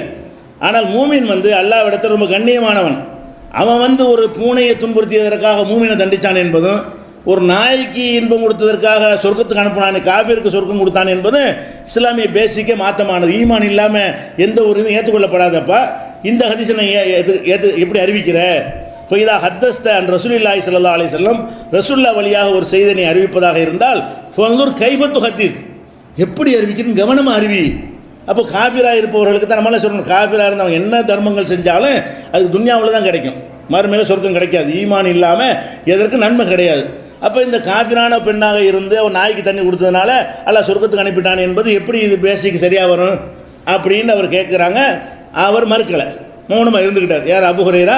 இந்த மாதிரிலாம் சொல்லாது, ஒழுங்கு கவனமாக அறிவி, உன்னோட கொண்டு புரிகிற மாதிரி செய்தி அறிவிச்சு விடாதுன்னு சொல்லி கேட்டாங்கன்னு சொல்லி இது முஸ்னத் அஹ்மதில் 10,738 ஹதீஸில் இருக்குது. அப்போ இந்த மாதிரி ஹதீஸ் தான் மறுக்கிறாங்க அவங்க. ரசூலுல்லாஹ் சொன்னதாக அபூ ஹுரைரா சொல்கிறாரு, அவங்க மறுக்கிறாங்க. ஏன் மறுக்கிறாங்க? இது வந்து இஸ்லாமிய பேசிக்கு மாற்றமாக இருக்கிறது, இஸ்லாத்தின் அடிப்படைக்கு மாற்றமாக இருக்கும்போது அதை ஏற்றுக்கொள்ள முடியாது என்கிற சிந்தனை அப்படி தான் இருந்திருக்கிறது. அதே மாதிரி பாருங்கள், ஒரு அறிவிப்பாளர் வரிசையோடு உள்ள ஒரு விஷயம். அதாவது ரசூல் ஸல்லல்லாஹு அலைஹி வஸல்லம் சின்ன பிள்ளையாக இருந்தாங்கல்ல, அதாவது 7 வயசாக இருக்கும்போது, 7 வயசு 9 வயசு அந்த மாதிரி இருக்கக்கூடிய நேரத்தில் வெளியூருக்கு அபூ தாலிப் என்ன செய்கிறாரு, கூட்டிகிட்டு போயிட்டு வர்றாரு. அதுக்கப்புறம் என்ன செய்கிறாங்கன்னா, அந்த ஒரு பாதிரியார் என்ன பண்ணுறாருன்னா, ரசூலுல்லாஹ் சின்ன பிள்ளையாக இருக்கும்போது அபூ தாலிப்கிட்ட கேட்குறாரு, நீங்கள் வந்து அந்த பிள்ளை என்னோட அனுப்பி வைங்க. யாரை? ரசூலுல்லாஹ் வந்து சின்ன பிள்ளை 9 வயசு பிள்ளையை அனுப்பி வைங்க என்னோட அப்படின்னோடனே அபூ தாலிப் மறுத்துட்டாரான். உடனே அபூபக்கர் என்ன செஞ்சாங்களாம், நீ போயிட்டு வான்னு அனுப்பி வச்சாங்களாம் அப்படின்னு ஒரு ஹதீஸ் வருது. அபூ தாலிப் மறுத்து விட்டார். உடனே ரசூல் ஸல்லல்லாஹு அலைஹி வஸல்லம் ஒரு சின்ன பிள்ளையாக இருந்தாங்கல்ல, அவங்கள யார் அனுப்பி வச்சது? அபூபக்கர் அனுப்பி வைத்தார். யார்? அந்த பாதிரியாரோட. வெளியூர் சுற்று நல்ல பிள்ளையாக இருக்கார், இறைவனோட அத்தாட்சியெல்லாம் தென்படுகிறது, அதனால் அவர் என்னோட கொஞ்சம் அனுப்பி வைங்க, நான் எல்லாத்தையும் சொல்லிக் கொடுக்குறேன்னு சொல்லி கூப்பிட்றாரு. அபூ தாலிப் மறுத்துட்டாரான். அபூபக்கர் அனுப்பி வச்சார்கள் இருக்கிறது. இதில் சனதெல்லாம் கரெக்டாக இருக்குது, இதில் உள்ள சனதெல்லாம் என்ன இருக்குது, கரெக்டாக இருக்குது. ஆனால் வேடிக்கை என்ன தெரியுமா, ரசூலுல்லாஹ் விட 2 வயசு கம்மி அபூபக்கருக்கு. ரசூலுல்லாஹ்க்கு 9 வயசுன்னு சொன்னால் அபூபக்கருக்கு எத்தனை வயசு? அப்போ 7 வயசு. ரசூலுல்லாஹ் 9 வயசாக இருக்கும்போது அபூபக்கருக்கு 7 வயசு. 7 வயசு புள்ள வந்து அனுப்பி வச்சாரான். 7 வயசு புள்ள பெரிய ஆள் தான் அனுப்பி வைப்பாங்க. அதை அனுப்பி அபூ தாலிப் மறுத்துட்டாரான். இவங்க என்ன நினச்சிட்டாங்க, கற்பனை நல்லா பண்ணிக்கணும் வழங்குது, ஆனால் அறிவிப்பு கரெக்டாக இருக்குது. அப்படின்னா யாரோ ஒரு ஆள் நம்பகமானவருங்கிற பேரில் ஒரு கோளாறு படித்த ஆளுக்கான்னு வழங்குதில்ல, பலவீனமான ஆள் இல்லை, பொய் சொல்கிற ஆள், உட்காந்துட்டு ரூமில் உட்காந்து எழுதுனாங்க கற்பனை கதை, அந்த மாதிரி எழுதினா தான் அப்படி எழுத முடியும். அப்படி நமக்கு தெரியல, ஆனால் நம்பகமானது நமக்கு தெரியவில்லை. இவங்கெல்லாம் யார்? நம்பகமானவர்கள் என்று அறிவிப்பாளர்களை எடை போடக்கூடிய அறிஞர்கள் பண்ணுறாங்க, அதான் முடியும். மனிதர் என்கிற முறையில் அப்படி தான் முடியும். இந்த 5 பேர், இந்த 5 அறிவிப்பாளர்கள் யார் கோளாறு, யாரோ ஒரு ஆள் கோளாறு நமக்கு தெரியவில்லை. ஆனால் இதை ஏற்றுக்கிறீங்களா? அபூபக்கர் 7 வயசு அபூபக்கர் வந்து 9 வயசு ரசூல் ஸல்லல்லாஹு அலைஹி வஸல்லம் அவர்களை வந்து பிரயாணத்துக்கு அனுப்பி வைத்தார்கள்னு ஏற்றுக்கிறீங்களா? அப்போ இவங்க என்ன செஞ்சாங்கன்னா, அபூபக்கர் வயசெல்லாம் கவனிக்காமல் ரசூலுல்லாஹ்க்கு எவ்வளோ நெருக்கம் தெரியுமா? அதுக்கு ரசூலுல்லாஹ் அபூபக்கர் எப்படி நெருக்கம் என்றால் அவர்கள் தான் அனுப்பி வைத்தார்கள் இப்படி சொல்கிறது, வரலாறு மறந்துடுறது. இப்படி எல்லாம் ஹதீஸ் என்ன செஞ்சுருக்காங்க, எழுதி வச்சிருக்கிறாங்க. இது சுனன திருமதியில் 590வது ஹதீஸில் இருக்கிறது. அப்போ இதை எல்லாரும் இருக்கிறாங்க. இது என்ன செய்கிறாங்கன்னா, அனைத்து அறிஞர்களுமே இது அறிவிப்பாளர் சரியாக இருந்தாலும் இதை எப்படி ஏற்றுக்கிறது? மெசேஜ் தப்பாக இருக்குது, குரானுக்கு மாற்ற விடுங்க. மெசேஜ் எப்படி இது நடந்திருக்கு, எப்படி சாத்தியம், இவருக்கு எப்படி அவர் அனுப்பி வைப்பார்? இவரை அனுப்பி வைக்கிற நிலையில் இருக்கிறார். அக்கறைப்பட்டு எப்படி ரசூலுல்லாஹ் சின்ன பிள்ளையை தனியாக விடுறது அப்படின்னு ஒரு பெரிய ஆள் இருப்பாங்களே, அபூபக்கர் 50 வயசு தாத்தா மாதிரி நினச்சிக்கிட்டு ரொம்ப எப்படி தனியாக விடுறதுன்னு அனுப்பி வச்சாரான். அப்படின்னு பயந்தானே அவர் போய்ட்டு வா, தைரியமாக போய்ட்டு வந்து அனுப்பி வச்சாருன்னா இது எப்படி ஒரு சின்ன பிள்ளை அப்படி முடிவு எடுப்பாங்களா? அப்படி இருந்திருக்குமா அப்படின்னு சொல்லி எல்லாரும் மறுக்கிறாங்க இதை. ஆனால் சனது சரியாக இருக்குது, எல்லாரும் மறுக்கிறாங்க. எனக்கு அவர் சொன்னார், உனக்கு ஒரு சொன்னார் வரும்ல, அம்புட்டு கரெக்டாக இருக்குது. இப்போ என்ன செய்கிறது? இது ஹதீஸ் மறுப்பா இல்லையா? அனைவர் மறுத்தாங்க. அவங்களாம் யார்? இதெல்லாம் ஏற்றுக்கிறீங்களா? இல்லாட்டி ஏற்றுக்கிறேன்னு சொல்லுங்கள். 7 வயசு பிள்ளை 9 வயசு பிள்ளை அனுப்பி வச்சுன்னு என்ன செய்யுங்க? ஆமாம் உண்மைன்னு சொல்லுங்கள். அப்படியாவது நீங்களும் மறுப்பீங்க. கேட்குற அனைவருமே இதை மறுக்கிறீங்க. அது எதனால் மறுக்கிறீங்க? பளிச்சுன்னு தெரிகிறது இது நடந்திருக்க இயலாது. இப்போ நடந்திருக்க இயலாதுன்னு மறுக்கலாம்னா குரானுக்கு மாற்றவும் மறுக்கக்கூடாதா? நடந்திருக்க இயலாதுங்கிற ஒரு வரலாற்று இதுக்காக வேண்டி நம்ம மறுக்கலாம் என்று சொன்னால் அதை மறுக்க முடியாது. என்ன செய்கிறாங்கன்னா, லைசபி இஸ்னாதி ஹாதல் ஹதீஸ் இல்லாமன் ஹரஜலோ பி சஹி, சஹீஹான நூல்களில் அறிவித்திருக்கிறார்களே அவர்கள் தான் இந்த ஹதீஸில் அறிவிப்பாளர்கள் வந்திருக்கிறார்கள் அப்படின்னு சொல்லிவிட்டு என்ன செய்கிறாங்க, இது எப்படி மறுப்பாங்க? இவருடைய வயசு என்ன, அவர் வயசு என்ன, இவருக்கு அவர் எப்படி அனுப்பியிருப்பார்? அந்த காலத்தில் அவர் குழந்தையாக இருந்திருப்பார், சின்ன பிள்ளையாக இருந்திருப்பார். இது அந்த ஹதீஸ் மேட்டர் தப்பு, இதை ஏற்றுக்கொள்ளக்கூடாது என்று உயூனுல் அசருங்கிற ஒரு நூலில் இது விமர்சிக்கிறாங்க. நிறைய அறிஞர்கள் விமர்சித்து எடுத்து காட்டுறாங்க. அதே மாதிரி எதுக்கு இதெல்லாம் சொல்கிறோம்னு கேட்டால், இந்த ஹதீஸுகளை பார்க்கும்போது வெறுமனை அறிவிப்பாளர் சொல்லிக்கொண்டு இட்டுக்கட்டப்பட ஹதீஸ்லாம் நுழைஞ்சிருக்கிறது. மனிதர்களை முறை நம்பி அந்த காலத்தை பதிவு பண்ணிட்டாங்க. அவங்க அதை மட்டும்தான் பார்த்துருக்குறாங்க. ஆனால் நம்ம குரானோடு ஒப்பிட்டு பார்த்து கருத்துக்களை சிந்தித்து பார்த்து அது குரானுக்கு மாற்றம்னு சொன்னால் தள்ளுவது தான் சரியான முறை என்பதற்கு இவ்வளவு சான்றுகளை பார்க்குறோம். அதே மாதிரி ஒரு ஆள் ஒரு வீட்டில் எட்டி பார்க்குறான்னு வைங்க. எட்டி பார்த்தீங்கன்னு சொன்னால் அப்போ ரசூலுல்லாஹ் சொல்லுவாங்க, நீ எட்டி பார்த்தா உன் கண்ணை குத்தி குருடாக்கியிருப்ப, இந்த சீப்புனால் கோதிட்டு இருப்பாங்க. அப்போ என்ன செய்வார்? எட்டி பார்ப்பார். ஒரு வீட்டுக்குள்ளே எட்டி பார்க்கக்கூடாது, தப்பான விஷயம், அது ஒரு விஷயம். எட்டி பார்த்தீங்கன்னா நான் என்ன செய்வோம், கண்ணை குத்தி குருடாக்கியிருப்பேன் அப்படின்னு ரசூலுல்லாஹ் சொன்னதாக ஒரு ஹதீஸ் இருக்கிறது.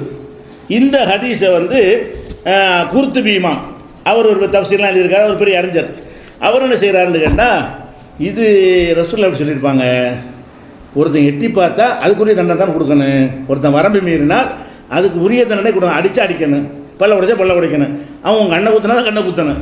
எட்டி பார்த்ததுக்காக ஏன்டா எட்டி பார்க்குறேன்னு 2 தட்டி விடலாம், கண்டிக்கலாம். கண்ணை குத்துன்னு எப்படி சொல்லுவாங்க? அவர் சிந்திக்கிறார். அவர் என்ன செய்கிறாருன்னு கேட்டால், குரானுடைய வசனத்தை வச்சு சொல்கிறாரு, ஒயின் ஆக்கப்தும் ஆக்கிபு மிசிலிமா ஆக்கப்தும், நீங்கள் யாரையும் தண்டிப்பதாக இருந்தால் உங்களுக்கு எந்த அளவுக்கு பாதிப்பு ஏற்படுத்தப்பட்டது அதுக்கு ஏற்ற அளவுக்கு நீங்கள் தண்டியுங்கள் அப்படின்னு சொல்லிட்டு, ஒல் ஹபரு ஒரு ஹதீஸ் இதாக்கான முகாலிஃபன் லி கிதாபில்லா, அல்லாஹ்வுடைய வேதத்துக்கு மாற்றமாக இருக்கும் என்று சொன்னால் லா யஜூசுல் அமல் பிஹி, அதை கொண்டு அமல் செய்யக்கூடாது. ஏன்னா இது மாற்றமான கருத்து இல்லை, பேசிக்க ஒத்துக்கு என்ன கருத்தில் இருந்தாங்கன்னு சில ஹதீஸ்களை மறுத்துருக்குறாங்களே, குரானுக்கு மாற்றம் இல்லாதையும் குரானுக்கு மாற்றம்னு மறுத்துருக்குறாங்க. அதுக்குள்ளே நம்ம போகக்கூடாது. பேசிக் என்னன்னு கேட்டால், குரானுக்கு மாற்றம் என்று பட்டால் மறுக்கணுமா இல்லையா, அதான் பேசிக். சில விஷயங்களுக்கு விளக்கம் கொடுத்து மறுப்பு இல்லாமல் ஆக்க முடியும், அதை வழங்காமல் என்ன செஞ்சுருக்கலாம், அவங்க மறுத்திருப்பாங்க. ஆனால் எல்லாருடைய உள்ளத்தில் என்ன இருக்குன்னு கேட்டால், குரானுக்கு எதிராக ஹதீஸ் வந்தால் அதை ஏற்றுக்கொள்ளக்கூடாது, அது இருக்க போய் தான் அவர் சொல்கிறார். என்ன சொல்கிறாருன்னு கேட்டால், இந்த மாதிரி என்ன சொல்கிறாரு, இதா ஒல் ஹபர் ஹதீஸ் என்பது இதாக்கான முகாலிஃபன் லி கிதாபில்லா, அல்லாஹ்வுடைய வேதத்துக்கு மாற்றமாக இருக்குமையானால் லா யஜூசுல் அமல் பிஹி, அதை செயல்படுத்தக்கூடாது. ஒருத்தன் எட்டி பார்த்தான்னு சொன்னால் கண்ணை குத்தக்கூடாது. அவர் சொல்கிறார், ஒருத்தன் எட்டி பார்த்து இப்படி கண்ணை குத்துவேன் அப்படி ரசூலுல்லாஹ் சொல்லியிருந்தாலும் சொல்லியிருக்க மாட்டாங்க, இதுக்கு மார்க்கத்துக்கு உகந்தது கிடையாது, குரானுக்கு மாற்றமாக இருக்குங்கிறார். இப்போ குரானுக்கு மாற்றம்ங்கிற பார்வையோட தான் அறிஞர்கள் ஹதீஸ் அணி இருக்கிறாங்க. ஹதீஸை பார்க்கும் பொழுதெல்லாம் குரானுக்கு ஒத்துருக்கா எதிராக இருக்கா, இந்த பார்வை அந்த காலத்திலேருந்து இருந்திருக்கிறது. அதே மாதிரி புகாரில் ஒரு ஹதீஸ் வருது. இந்த புகாரி ஹதீஸை நான் பதிவு செஞ்சு எழுதிய அறிஞர்கள் இஸ்மாயிலின்னு ஒரு அறிஞர் இருக்கார். அவர் என்ன பண்ணுறாருன்னு கேட்டால், புகாரில் ஒரு ஹதீஸ் வரும். என்ன ஹதீஸ்னா, இப்ராஹிம் நபி இருக்காங்க இல்லையா, அவங்கள மறுமை நாளில் அவங்க தகப்பனாரை அல்லாஹ் என்ன செய்வான்னு கேட்டால், அந்த நரகத்தை தூக்கி போடுவான், கழுதை புலியாக மாற்றி நரகத்தில் போடுவான்னு வருது. அப்போ அதை பற்றி இப்ராஹிம் நபி சொன்னாங்க, அல்லாட்ட அல்லாஹ் என்னுடைய குடும்பத்தை நீ இழிவுபடுத்த மாட்டேன்னு வாக்களிச்சிருந்திய, என் தகப்பனாரத்துக்கு நரகத்தில் போடுறதை விட பெரிய இழிவு என்ன இருக்க முடியும், இந்த மாதிரி என்னை இழிவுபடுத்திட்டிய அப்படின்னு யார் கேட்டதான், இப்ராஹிம் நபி கேட்டாங்கன்ட்டு அந்த ஹதீஸில் வருது. அதை புகாரியை எடுத்து பதிவு செஞ்சு உலகத்துக்கெல்லாம் தந்தார்ல, தந்தவர்கள் அவர் ஒரு ஆள் இஸ்மாயில். அவர் என்ன பண்ணுறாருன்னு கேட்டால், இது சரியில்லை, இது ரசூலுல்லாஹ் சொல்லியிருக்க மாட்டாங்க. ஏன் சொல்ல மாட்டாங்கன்னு கேட்டால், அதாவது இப்ராஹிம் நபிக்கு தெரியும் அல்லாஹ் வாக்கு மீற மாட்டான்ட்டு. இவரையெல்லாம் காப்பாற்ற அல்ல வாக்கெல்லாம் கொடுக்க கிடையாது. அல்லாஹ் குலுஃபில் மியாதுன்னு இப்ராஹிம் நபிக்கு தெரியும். அல்லாண்டா யார் வாக்கு மீற மாட்டாண்டு. அல்லாஹ் ஒன்று செஞ்சுருக்கும் போது எப்படி நீ போட்ட அப்படிதான் யூனுஸ் நபி கேட்டார். யூனுஸ் நபி கேட்டதுனால தண்டிச்சான். அவர் என்ன கேட்குறாருன்னு கேட்டால், அன்னை இப்ராஹிம் அலிம, இப்ராஹிம் அறிந்து வைத்திருந்தார். அன்னல்லாஹ் லா யுகுல்ஃபில் மியாத், அல்லாஹ் வாக்கு மீற மாட்டான்னு அறிந்து வைத்திருந்தார். அப்போ நரகத்தில் விருத்திக்கு போட்டால் அது வாக்கு மீறி போட்டதாக இருக்காதுன்னு விளங்கணுமா இல்லையா? அவர் கலீலுல்லா தானே. அவரை விட அல்லாஹ் பற்றி யார் வழங்க முடியும்? மனித குலத்தில் இப்ராஹிமை அளவுக்கு யாருக்கு அல்லாஹ் வழங்க முடியும்? அந்த இப்ராஹிம் நபி தானே அல்லாஹ் கலீலா உற்ற நேசராக்கியிருக்கிறான். அந்த இப்ராஹிம் நபியை இது இந்த அடிப்படை விஷயம் தெரியாமல் இருந்திருப்பாங்க, ஏற்றுக்கிட்டிருப்பாங்களா? அல்லாஹ் இதுக்கெல்லாம் வாக்குறுதி கொடுக்கல. காஃபிருக்கு சொர்க்கத்தை கொடுப்பேன்னு வாக்குறுதி கொடுத்துருக்கானா? உங்கள் தகப்பனாராக இருந்தால் ரசூலுல்லாஹ்வுடைய தகப்பனார் கொடுத்தானா? அப்போ இஸ்லாத்தை எதிர்ப்பவர்களாக இருப்பார்களே ஆனால் அவர் எந்த நபியுடைய தகப்பனாக இருந்தாலும் சரி, பிள்ளையாக இருந்தாலும் சரி கிடையாது என்பது அல்லாஹ்வுடைய வாக்குறுதி. அல்லாஹ்ட்ட பாவ மன்னிப்பு தேடினார் தகப்பனாருக்காக இப்ராஹிம் நபி உலகத்தில் வாழும்போது. அல்லாஹ் நினைச்சிட்டான் கேட்கக்கூடாது, இனிமேல் நீ தகப்பனார் பாவ மன்னிப்பு கேட்காதன்றவனே அதையும் சொல்கிறான். மாக்கான இஸ்திக்பார் இப்ராஹிம் அலி அபிஹி, இப்ராஹிம் தகப்பனாருக்கு பாவ மன்னிப்பு தேடினார அது இல்லான் மொய்தத்தின் வாதகா ஐயாஹு, ஒரு வாக்களித்த அடிப்படையில் பண்ணிவிட்டார். ஃபலம்மா தபையன் அன்னஹு அதுவுல் இல்லாஹி, அல்லாஹ்வுடைய எதிரி என்று தெரிந்த பிறகு தபர்ராமின் விலகி கொண்டார். யாரெல்லாம் நான் கேட்க மாட்டேன், எங்கள் பாப்பாவுக்காக கேட்க மாட்டேன்னு மன்னிப்புலாம் கேட்டார். அப்படி கேட்டவங்க எப்படி பேசுவார்? பாப்பா அல்லாஹ்வுடைய எதிரின்னு உலகத்தில் வாழும்போது தெரிஞ்சு போச்சு, அவருக்காக பாவ மன்னிப்பு கேட்கக்கூடாது தெரிஞ்சு போச்சு. அப்படி தெரிஞ்சுக்கிட்டு என் குடும்பத்தை எப்படி இழிவுபடுத்தினான்னு அப்படி கேட்குற அளவுக்கு அவங்க பிரச்சாரம் பண்ணாங்க. இந்த மாதிரி உள்ள கொள்கை எதிர்த்தான பிரச்சாரம் பண்ணியிருக்கிறாங்க. இதெல்லாம் எடுத்து போடுறார் அவர். இந்த ஆயத்துக்கு மாற்றமாக இருக்கிறது, மாக்கான இஸ்திக்பார் இப்ராஹிமுக்கு மாற்றமாக இருக்கிறதுனால இந்த ஹதீஸ் சரியில்லைன்னு யார் சொல்கிறா? இஸ்மாயில் சொல்கிறார். அதுக்கு அறிஞர்கள் போல வியாக்கியானம் கொடுக்குறாங்க. அது சரியாக தவிர ரெண்டாவது விஷயம். மேற்று என்னன்னு கேட்டால், குர்ஆனுக்கு மாத்தம் என்று காரணத்தை சொல்லி ஆயத்தை எடுத்து போட்டு முரணாக இருக்கிற சொல்வது இஸ்லாத்தில் உள்ளதா இல்லையா? அது முன்னோர்கள் கடைபிடித்த வழிமுறையா இல்லையா? இது மார்க்கத்துக்கு உகந்த வழிமுறையா இல்லையா? இதை சொன்னவர்கள் ஹதீஸ் மறுப்பாளர்கள் இது வரைக்கும் சொல்லி இருக்கிறீர்களா? இந்த மாதிரி சொன்ன யாரையாவது இவரெல்லாம் ஹதீஸ் மறுப்பாளர் அப்படின்னு சொல்லியிருக்கிறீங்களா? அப்போ காரணத்தோட ஹதீஸை மறுக்கிறது ஹதீஸ் மறுப்பு இல்லை. ஒரு கூட்டம் இருக்கிறான், எந்த விஷயம் ஏற்றுக்கிற மாட்டான், அவன் ஹதீஸ் மறுப்பாளர். காரணம் இல்லாமல் மறுப்பான், அவன் ஹதீஸ் மறுப்பாளர்னு சொல்லுங்கள். ஒரு காரணத்தை சொல்லி வலுவான நியாயங்களை சொல்லி அறிவுக்கு ஏற்கத்தக்க சமாதானங்களை சொல்லி அந்த ஹதீஸ் சரியாக இருக்க முடியாதுன்னு சொன்னால் அவன் எப்படி ஹதீஸ் மறுப்பாளர் ஆகுவான்? இதை நம்ம பார்க்குறோம். அதே மாதிரி பாருங்கள், ஒரு அம்மா சொல்கிறாங்க, என் தகப்பனாருக்கு ரொம்ப ஏழாமல் இருக்கிறாரு, வாகனத்தில் கூட ஏற்றி வச்சா உட்கார முடியாது, அந்தளவு வயசான ஆள், ஷேக் பெரிய வயசான ஆளாக இருக்கிறாரு, வாகனத்தில் ஏறி கூட உட்கார முடியாமல் இருக்கிறாரு, அவருக்காக ஹஜ் செய்யலாமா அப்படின்னு கேட்குறாங்க. அப்போ ரசூல் ஸல்லல்லாஹு அலைஹி வஸல்லம் செய்யின்றாங்க. இந்த ஹதீஸு புகாரி முஸ்லிம் நிறைய நூல்கள் இருக்குது. இதை என்ன செய்கிறாங்கன்னு கேட்டால் மாலிக் இமாம் மறுக்கிறார். 4 மதுஹப் இல்லை, 4 மதுஹபில் மாலிக் இமாம் என்ன செய்கிறாரு? இது கிடையாது, ஹதீஸ் கிடையாது, ஹதீஸ்ன்னு வருது, அவர் ஹதீஸ் இல்லைங்கிறார். ஏன் இல்லைங்கிறாரு? அவர் வயசான ஆள், வாகனத்தில் ஏற முடியாது, அவர் கடமையே கிடையாது, அவருக்கு அடுத்த ஹஜ் செய்யணும். எப்போ ஹஜ் செய்யணும்? ஒரு ஆள் கடமையாக இருந்து அவர் செய்ய முடியாதுன்னு நல்லா கேட்பான்.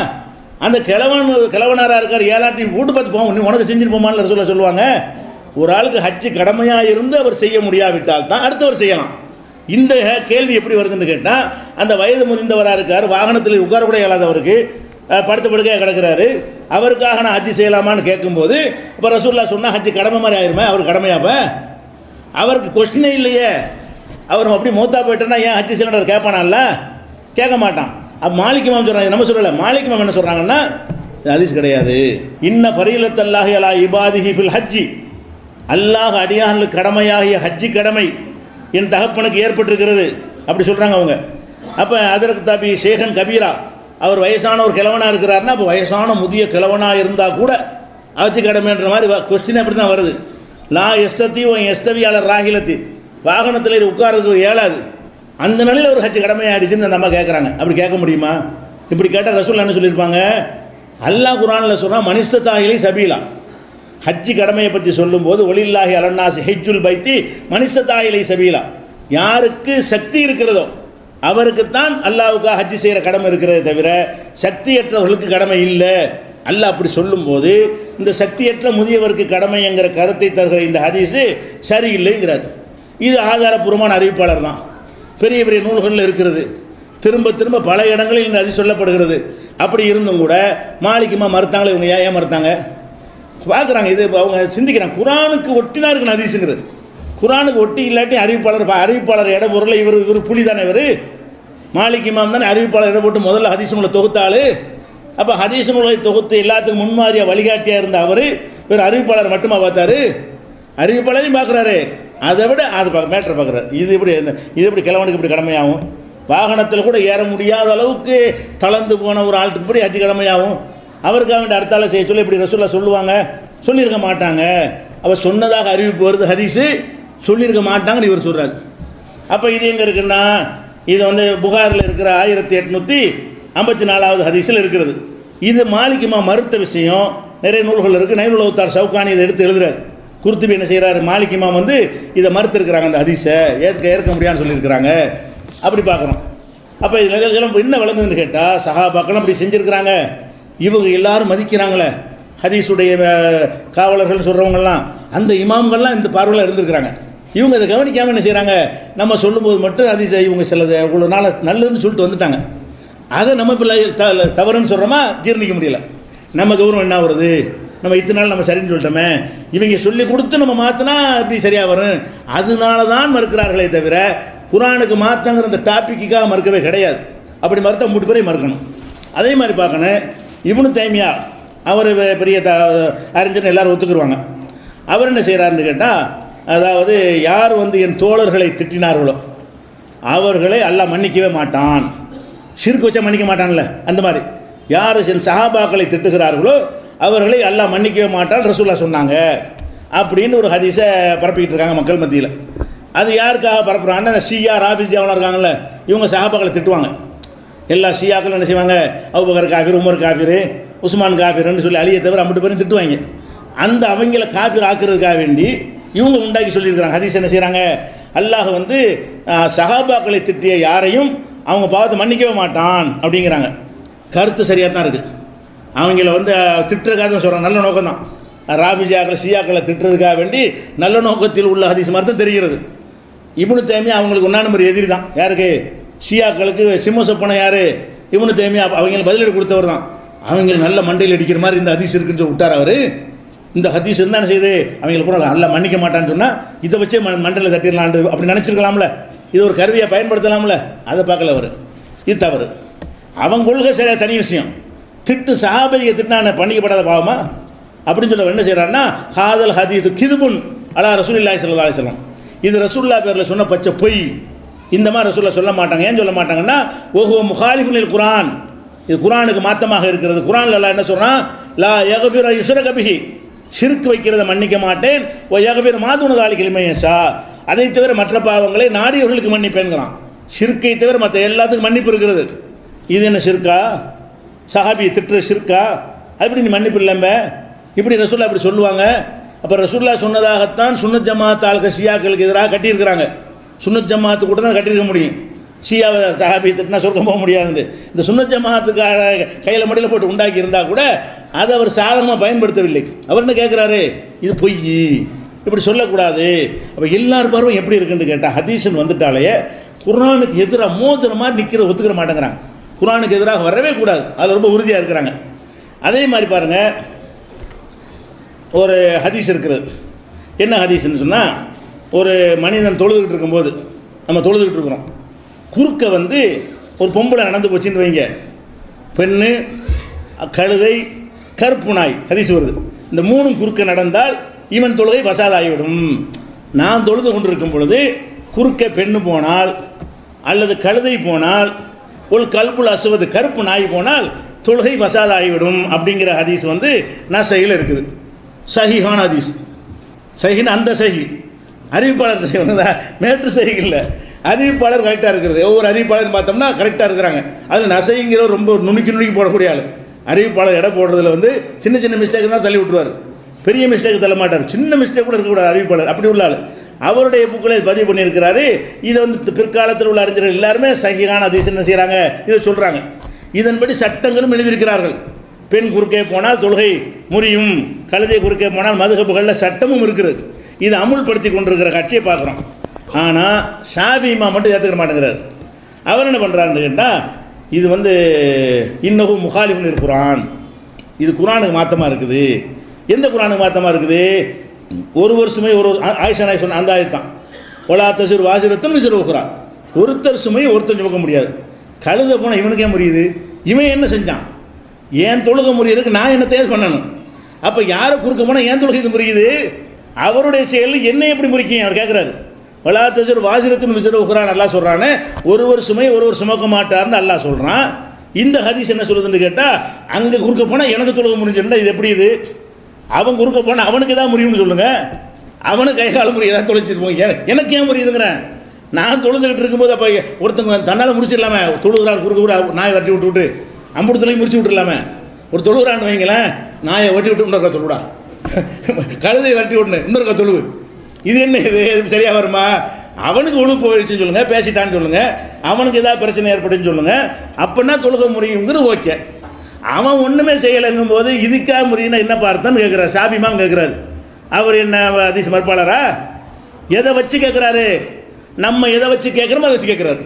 நாம் எதை வைத்து சில ஹதீஸுகளை தவறு என்று சொல்கிறோமோ அதே பேசிக்கில் கேட்குறார். முகாலிஃபுல் குர்ஆன், இது குர்ஆனுக்கு மாத்தம். எந்த குர்ஆனுக்கு மாத்தம்? வலா தஸிரு வாஸிரத்துன் விஸ்ர உக்ரா, ஒருவரது சுமையை ஒருவர் சுமக்க முடியாது. அவன் சுமையை நான் ஏன் சுமக்கணும்? அவன் குறுக்க போனதுக்கு நான் தண்டனை கட்டணுமா? அப்படிங்கிற வகையில் அவங்க கேட்குறாங்க. இது ஃபத்ஹுல் பாரியில் இப்னு ரஜப் அவர்களுடைய அவர் ஒரு ஃபத்ஹுல் பாரியில் எழுதியிருக்காரு. அதில் இந்த விவரங்களை எல்லாம் என்ன செய்கிறாரு அவர் குறிப்பிடுறாரு. நசையில் 750 இந்த ஹதீஸ் குறுக்க போனால் முறியுங்கிற 750 ஹதீஸ், இதை தான் ஷாஃபி இமாம் மறுக்கிறாங்க. அப்போ இதில் என்ன வழங்குதுன்னு கேட்டால், ரசூல் ஸல்லல்லாஹு அலைஹி வஸல்லம் எந்த ஹதீஸ் சொன்னாலும் அது குர்ஆனுக்கு ஏற்றிருந்தால் தான் ஏற்றுக்கிறேன்னு அறிவிப்பெல்லாம் கரெக்டாக தான் இருக்கிறாங்க. அந்த ஹதீஸில் எல்லாம் கரெக்டாக தான் இருக்காங்க. ஆளை மட்டுமா பார்த்தாங்க? ஆளையும் பார்க்கணும். மேட்ரு சரியாக இருக்குது, ஆள் சரியாக தள்ளி விட்டுருவோம். ரசூலுல்லாஹ் சொல்லலண்டு மேட்டரும் சரியாக இருக்க வேண்டும், அதை சொல்லக்கூடிய ஆட்களும் சரியாக இருக்கிறோம், இணைந்தது தான் ஹதீஸ் சரியான என்பதற்கு அளவுகோல். இன்னொரு ஹதீஸை பாருங்கள், இது தாரகுத்னியில் இருக்குது. என்ன தாரகுத்னியில் இருக்குன்னா, ஜாஃபர் இப்னு அபி தாலிப், அது யார்? ரசூலுல்லாஹ்வுடைய சின்னாப்பா மகன், அலியுடைய தம்பி ஜாஃபர் இப்னு அபி தாலிப் இருக்காங்க இல்லையா, அவங்க ஜாஃபர் சாதிக்கு பாத்தியாலும் பூரியா பாத்தியாலும் வருவாங்க, அவர் தான். இப்போ ஜாஃபர் இப்னு அபி தாலிப் என்ன செய்கிறாங்கன்னா, இஹ்தஜம வஹுவ சாயிமுன், அவர் நோன்பு வைத்து கொண்டு ரத்தம் குத்தி அந்த எடுத்தார். யார்? ஜாஃபர் இப்னு அபி தாலிப். இப்போ மர்ரபிஹின் நபி ஸல்லல்லாஹு அலைஹி வஸல்லம், அப்போ ரசூல் ஸல்லல்லாஹு அலைஹி வஸல்லம் அவரை கடந்து சென்றார்கள். பொக்கால சொன்னார்கள், அஃப்தரஹா, அவரும் இன்னொரு ஆளும் அஃப்தரஹாதானி, அது 2 பேரும் நோன்பை விட்டு விட்டார்கள். அது ரத்தம் கொடுத்தவர் ரத்தம் எடுத்தவரும் 2 பேரும் நோன்பை விட்டு விட்டார்கள்னு சொல்கிறாங்க. சும்மா ரஹஸ நபி ஸல்லல்லாஹு அலைஹி வஸல்லம் பாது ஃபில் ஹிஜாமத்தில் சாயிமி, பிறகு ரசூலுல்லாஹ் என்ன செஞ்சாங்கன்னு கேட்டால், ரத்தம் குத்தினால் நோவு முறியாதுன்னு அனுமதி கொடுத்தார்கள். ஜாஃபர் ரத்தம் குத்தி வாங்கும்போது நோவு முறிஞ்சிருச்சுட்டாங்க, பிறகு ரத்தம் குத்தி எடுக்கிறதுனால நோவு முடியாது என்று சலுகை கொடுத்தார்கள். இதில் சொல்லிட்டு என்ன செய்கிறாங்கன்னா, குல்லுகும் சிக்காத்தும், தாரகுத்தின்னு சொல்கிறாரு, எல்லாம் நம்பகமான ஆட்கள். பல ஆலமுலகம் இல்லத்தன், இல்லத்து கூட இதில் இல்லை, நுணுக்கமான குறையிட்டம்ல தேடி தேடி பார்த்தா கூட இதில் நுணுக்கமான ஒரு குறையும் இல்லை என்று தாரகுத்தின்னு சொல்கிறார். இது தாரகுத்தினை பதிவு பண்ணிவிட்டு இந்த ஹதீஸை சரியானதுன்னு சொல்கிறார். அப்போ இதை என்ன செய்கிறார் இப்னு ஹஜர் என்ன செய்கிறான்னு கேட்டால், இவர் என்ன செய்கிறாருன்னு கேட்டால், இது ஃபத்தஹ மக்காவில் நடந்ததாக சொல்லப்படுகிறது. இந்த ஹதீஸுடைய சம்பவத்தில் துவக்கம் எப்படி வருதுன்னு கேட்டால், ஃபத்தஹ மக்கா வெற்றி இருக்கு இல்லையா, அப்படின்னு தான் சொல்லப்படுகிறது. மக்கா வெற்றி நேரத்தில் ஜாஃபர் உசுரோடவே இல்லை, அவர் அதுக்கு முன்னாடி கொல்லப்பட்டார் ஒரு போரில். இப்னு ஹஜர் சொல்கிறார், இது மக்கா வெற்றியின் போது இப்படி ஜாஃபர் ரத்தம் குத்தி வாங்கினார், அப்போ ரசூலுல்லாஹ் சொன்னாங்கன்னு சேர்த்து வருது. மக்கா வெற்றியின் போது நடந்ததாக சொன்னீர்களே, ஆனால் மக்கா வெற்றியின் போது உசுரோட இல்லையவர் ஜாஃபர் இப்னு அபீ தாலிப், அதுக்கு முந்தி மௌத்தா போயிட்டார.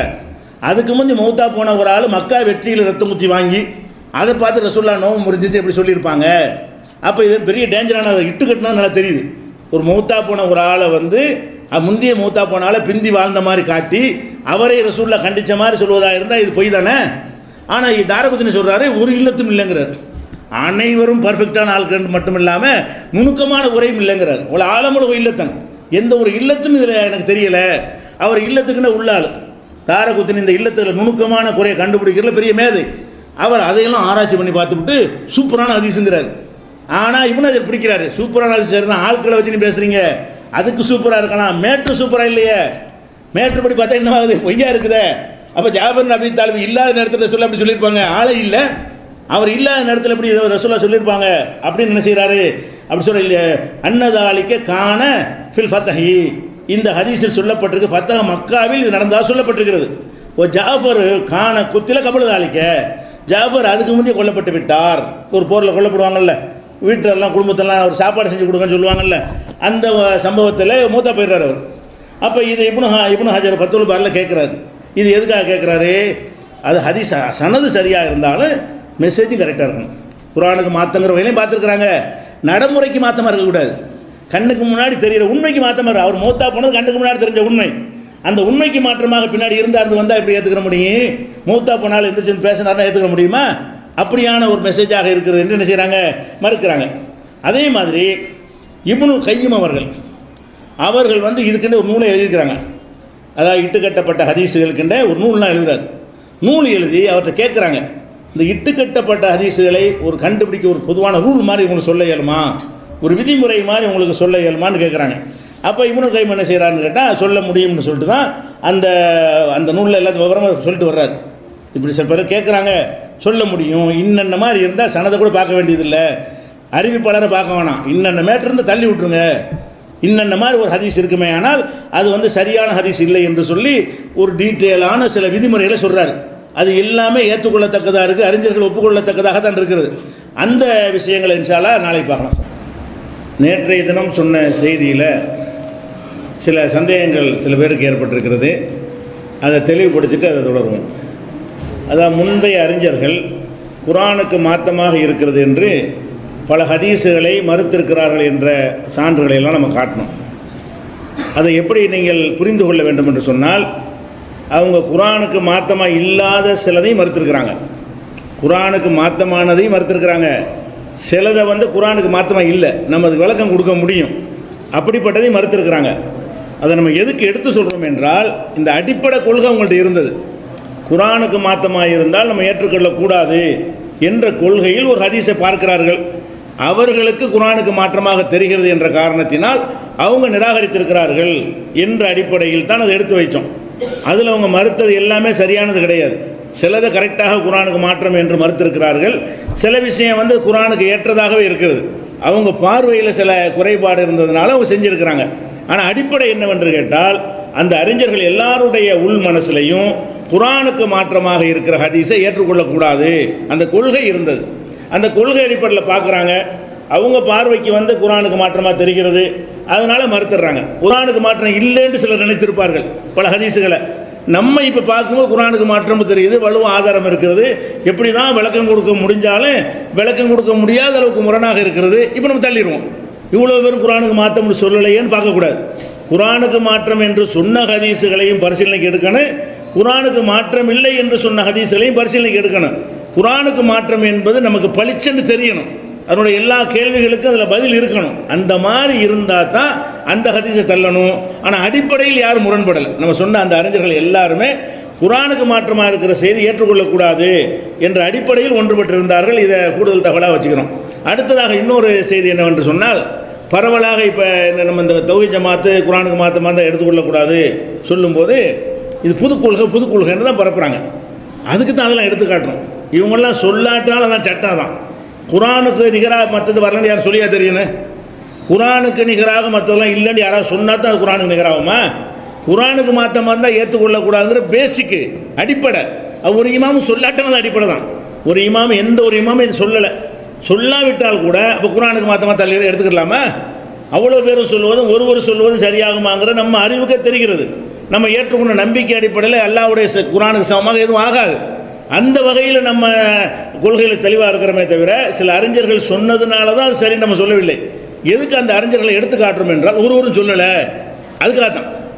ஒருவரும் சொல்லலைன்னு ஒரு வாதத்தை வைக்கிற காரணத்தினால், இல்லை நிறைய பேர் சொல்லியிருக்கிறாங்க அப்படின்னு வைக்கிறோம். இதுக்கு மாற்றமாக நிறைய பேர் சொல்லியிருப்போம், அதையும் காட்டுவாங்க. மாற்றமாக சொன்னாலும் பிரச்சனை இல்லை, ஆதரவாக சொன்னாலும் பிரச்சனை இல்லை. நம்ம பிரச்சனை எதுக்கு என்றால், ஒருவருமே சொல்லலை என்ற காரணத்திற்கு தான் இதை வைக்கிறோம். இவங்க யாரும் சொல்லாவிட்டாலும் அதான் சட்டம். இன்னொரு விஷயத்தை கவனிக்கணும், இது பாயிண்ட் வருவோம். இப்னு கையிம் இப்னு தைமியா அவர்களுடைய மாணவர், பெரிய அறிஞர். இது எல்லாருமே இந்த ஹதீஸ் குர்ஆன் மறுப்பாளர்கள் இருக்காங்கல்ல, இந்த கூட்டமும் ஏற்றுக்கொண்ட அறிஞர். இந்த குர்ஆன் மறுக்கக்கூடிய இந்த சலபி கூட்டம் இருக்காங்க இல்லையா, இவர்களும் மதிக்கத்தக்க அறிஞர் யாருன்னு கேட்டால் இப்னு கையும் அவர்கள். இப்னு கையும் பேர்லேயே இந்த சலபிகள் டெஸ்ட்டை வச்சுக்கிறாங்க. மெட்ராஸில் பார்த்தா தெரியும். என்ன ட்ரெஸ்ஸுக்கு பேர் என்ன? ஐஆர்ஜிசியா? அது என்ன ஐஆர்ஜி, என்ன அப்ரிவேஷன் என்ன? இப்னு கையும். இப்னு கையும் ரிசர்ச் தான் ஐஆர் வச்சுங்களா. அப்போ இப்னு கையும்ங்கிறவர் அவங்களால் மதிக்கப்படுற ஆளுங்கிறதுக்காக வேண்டி அவர் பேரை வச்சு தான் அரபு நாட்டில் காசு வாங்க முடியாது, விளங்கிக்கிறங்க. அவர் பேரை சொல்லி தான் காசு வாங்க முடியும் என்று சொன்னால், அப்போ சலபுகளுக்கு ரொம்ப பெரிய இமாம் யார்? இப்னு கையும். இப்னு தைமியாவுடைய மாணவர். அது அவர் ரொம்ப முக்கியமான ஒரு ஆள் தான். அவர் என்ன சொல்கிறாருன்னு கேட்டால், பொய்யான ஹதீஸுகளுக்கு சில கண்டிஷன் இருக்கிறது, வெறும் அறிவிப்பாளர் மட்டும் இல்லை. அதை சொல்கிறாரு. ஓ மின்ஹா, பொய்யான ஹதீஸுகளுடைய கண்டிஷனில் ஒரு ஒன்று என்னவென்றால் தக்தீபுல் ஹிஸ்ஸி லஹு, கண்கூடான உண்மை அதை மறுக்கிறது. அப்படி ஒன்றை ரசூலுல்லாஹ் சொன்னால் ஹதீஸ் இல்லை. நீ குர்ஆனுக்கு நம்ம சொல்கிறோம், அவர் அட்வான்ஸாக சொல்கிறார். என்ன சொல்கிறாரு? கண்கூடாக ஒன்று தெரிகிறது, அதுக்கு மாற்றமாக ரசூலுல்லாஹ் சொன்னாங்கன்னு வருது. நெருப்பு ஜில்லுன்னு இருக்கும் ரசூலுல்லாஹ் சொன்னாங்கன்னு ஒரு ஹதீஸ் வருது. இது பொய்யா இல்லையா? நெருப்பு ஜில்லுண்டா இருக்கும், கண்கூட தெரியும் சுடுது. கண்கூடாக கையை வச்சு பார்த்தா சுடும்னு தெரிகிற ஒரு விஷயத்தை நெருப்பு குழுகுலுன்னு இருக்கும். இப்ராஹிம் நபிக்கு இருந்துச்சு அது ஒரு விஷயம். பொதுவாக சொன்னார் நெருப்பு குழுகுலுன்னு இருக்கு, ஜில்லு ஜில்லுன்னு இருக்குன்னு ஒருத்தர் சொன்னார், ரசூலுல்லாஹ் சொன்னாங்க அப்படின்னு ஹதீஸ் வந்தால் கண்ண முடிய மறுத்துடலாம்ல? ஏன்? கண்ணுக்கு தெரிகிற உண்மைக்கு மாற்றமாக ரசூல் பேச மாட்டார். அவர் சொல்றார், அதாவது கண்ணுக்கு தெரியான ஐம்புலன்களும் எதை உணர்கிறதோ அதுக்கு மாற்றமாக ரசூலுல்லாஹ் சொன்னதாக சொன்னால் அது ஹதீஸ் இல்லை. எவ்வளோ பெரிய பலமான அறிவிப்பாளர் அறிவிச்சிருந்தாலும் நெருப்பு ஜில்லுன்னு இருக்குன்னு ரசூலுல்லாஹ் சொன்னதாக சொன்னால் அது சாவாதது. அப்படி சொல்ல மாட்டார்கள். எல்லாம் பொய்யாக்கிட்டு போயிடுவான் இஸ்லாத்தை. அப்புறம் நெருப்பு தூக்கி காட்டு ஜில்லுன்னு இருக்கும், அந்த கையை பிடி ஒத்தன் பிடிக்க மாட்டான். அப்புறம் கடைசியில் பொய், உங்கள் மார்க்கம் பொய்யிட்டு போயிடுவான். அப்படியான ஒரு சோதனை இந்த மார்க்கத்துக்கு எல்லாம் வைக்க மாட்டான், ரசூலுல்லாஹ் சொல்லியிருக்க மாட்டார்கள். அதுக்கு உதாரணம் என்ன சொல்கிறாருன்னு கேட்டால், அல் பாதஞ்சானு ஷிஃபாவும் மின்குள்ளி தாயின், இந்த கத்தரிக்காய் முதல் சொன்னோம்ல, கத்தரிக்காய் எல்லா நோய்க்கும் மருந்து அப்படிங்கிற வச்சு அவர் கேட்குறாரு, ஏன்டா கத்தரிக்காய் எல்லா நோய்க்கும் மருந்து, எந்த நோய்க்கு மருந்து கொடுத்து பார்த்த? வயிற்றுவலி கொடுத்து பார்த்தியா? தலைவலி கொடுத்து பார்த்தியா? எத்தனை பேருக்கு காய்ச்சல் இருக்கும்போது கத்திரிக்காய் கொடுத்தா ஜாஸ்தியாக போயிடுது காய்ச்சல். அவர் கேட்குறாரு, சும்மா காய்ச்சல் ஜாஸ்தியாக இருந்தால் கத்திரிக்காய் கொடுக்கும்போது ஜாஸ்தியாக போயிடுது, பித்த நோய் ஜாஸ்தியாக இருந்தால் அவனுக்கு கத்திரிக்காய் கொடுத்து அதிகமாகி போயிடுது. அதே மாதிரி பல நோய்களுக்கு அது கூட்டுறது தான் நான் பார்த்துட்டு இருக்கிறோம். கண்ணுக்கு முன்னாடி தெரியுது கத்திரிக்காயில் அப்படி நோய் நிவாரணம் இல்லைண்டு. எல்லா நோய்க்கும் நிவாரணம் கிடையாது. அதையும் ரசூலுல்லாஹ் சொல்லியிருப்பாங்க அப்படின்னு சொல்லி மறுக்கிறார். அப்போ கண்ணுக்கு முன்னாடி உள்ள ஒரு உண்மைக்கு மாற்றமாக ரசூலுல்லாஹ் சொன்னதாக வறுமையானால் அது ஹதீஸ் அல்ல, அறிவிப்பாளர்லாம் பார்க்க தேவையில்லைங்கிற அர்த்தத்தில் சொல்கிறார். அதே மாதிரி இன்னொரு ஹதீஸ் இருக்குது. ஒரு மனிதன் நம்ம பேசிக்கிட்டு இருக்கிறோம், பேசிக்கிட்டு இருக்கும்போது ஒருத்தர் தும்மல் போட்டார். தும்மல் போட்டு உண்மை, ஒரு எந்த பேச்சு பேசும்போது தும்மல் போட்டு விடுகிறார்களோ அது உண்மையான செய்தி என்று ரசூலுல்லாஹ் சொன்னாங்களாம். நம்ம கூட புறை ஏறினுச்சுன்னு சொன்னால் யாரும் நினைக்கிறாங்கம்மாங்க. யாரும் நினைக்கிறதுக்கு நமக்கு புறை ஏறதுக்கு என்ன இருக்குது? எவனே நினைச்சாங்க புறை ஏறுமா?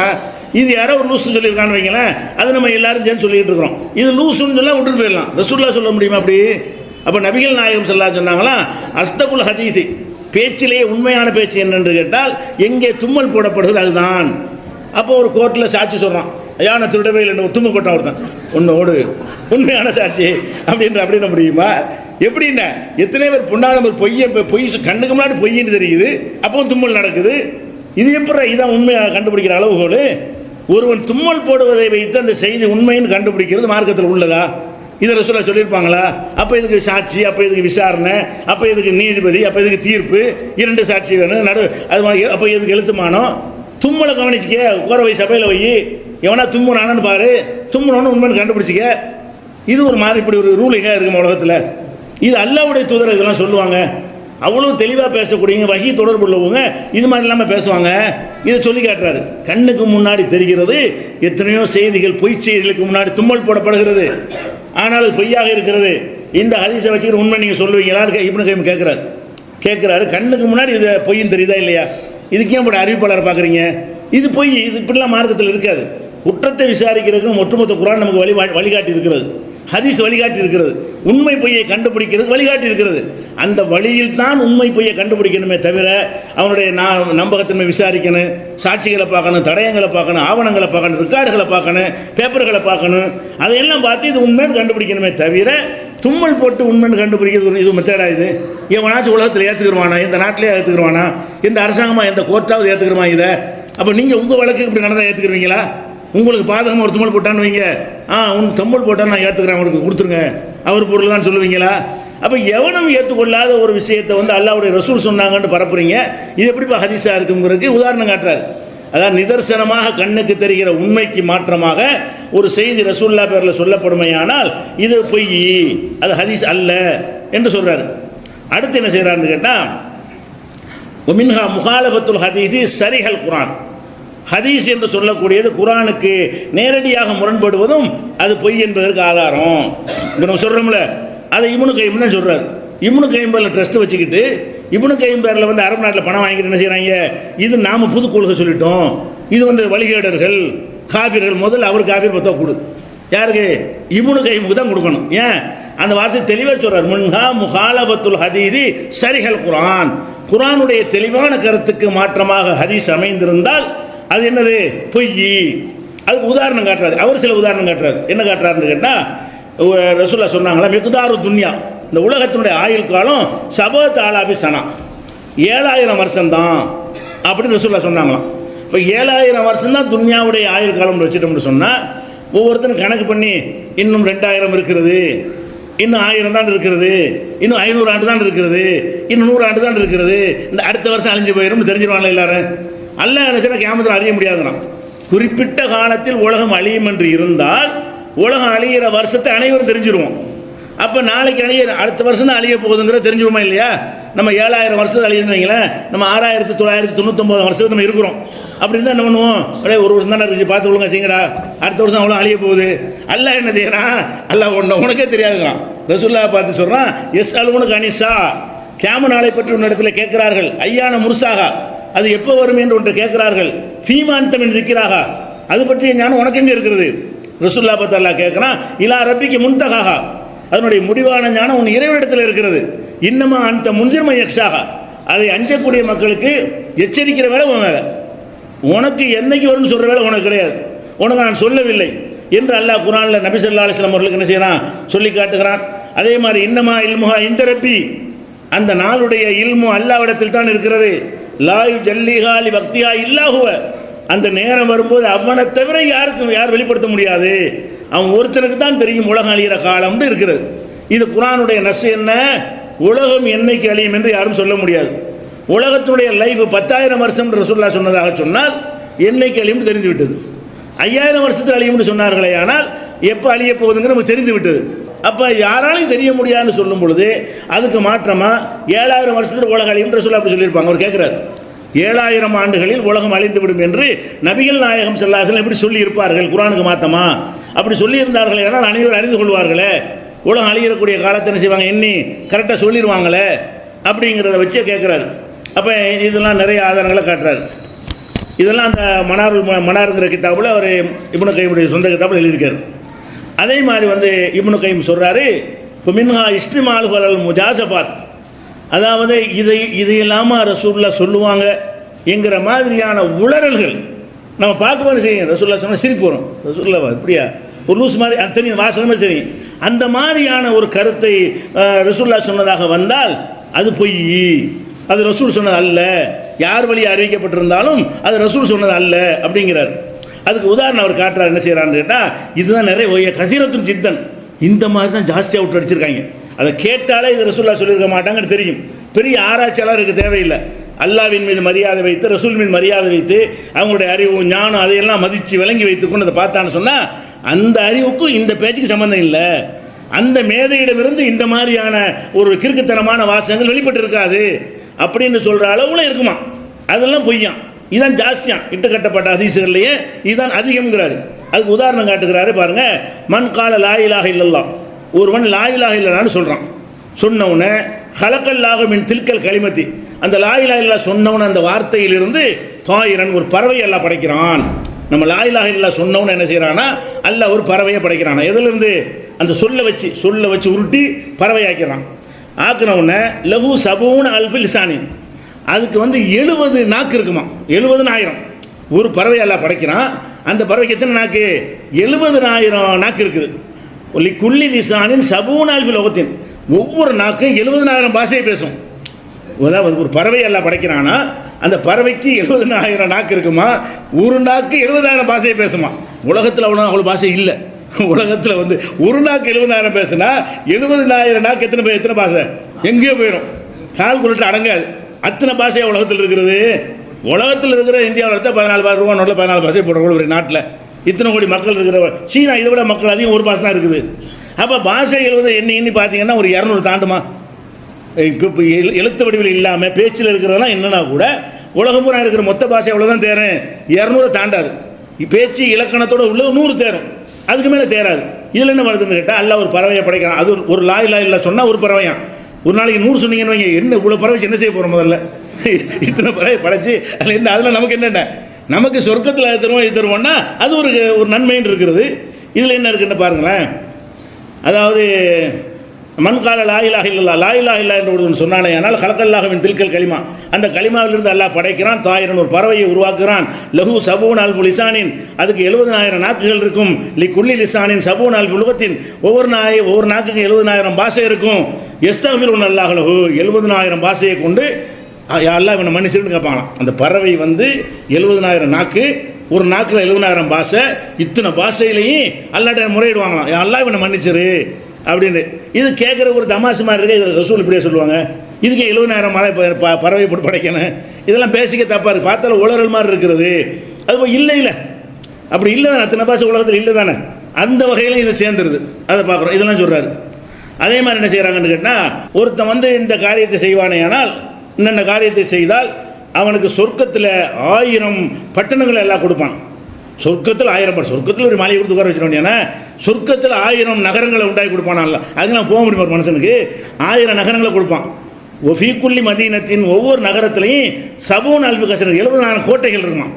அது ஒரு இவனுக்கு 70,000 ஊரை உண்டாக்கி நம்ம சொன்னோம் 70,000 மெட்ராஸ் நமக்கு தந்துடுவான்ல.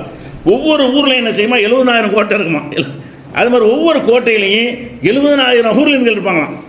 ஒவ்வொரு எங்கே கணக்கு பாருங்கள் எவ்வளோ இருக்குது.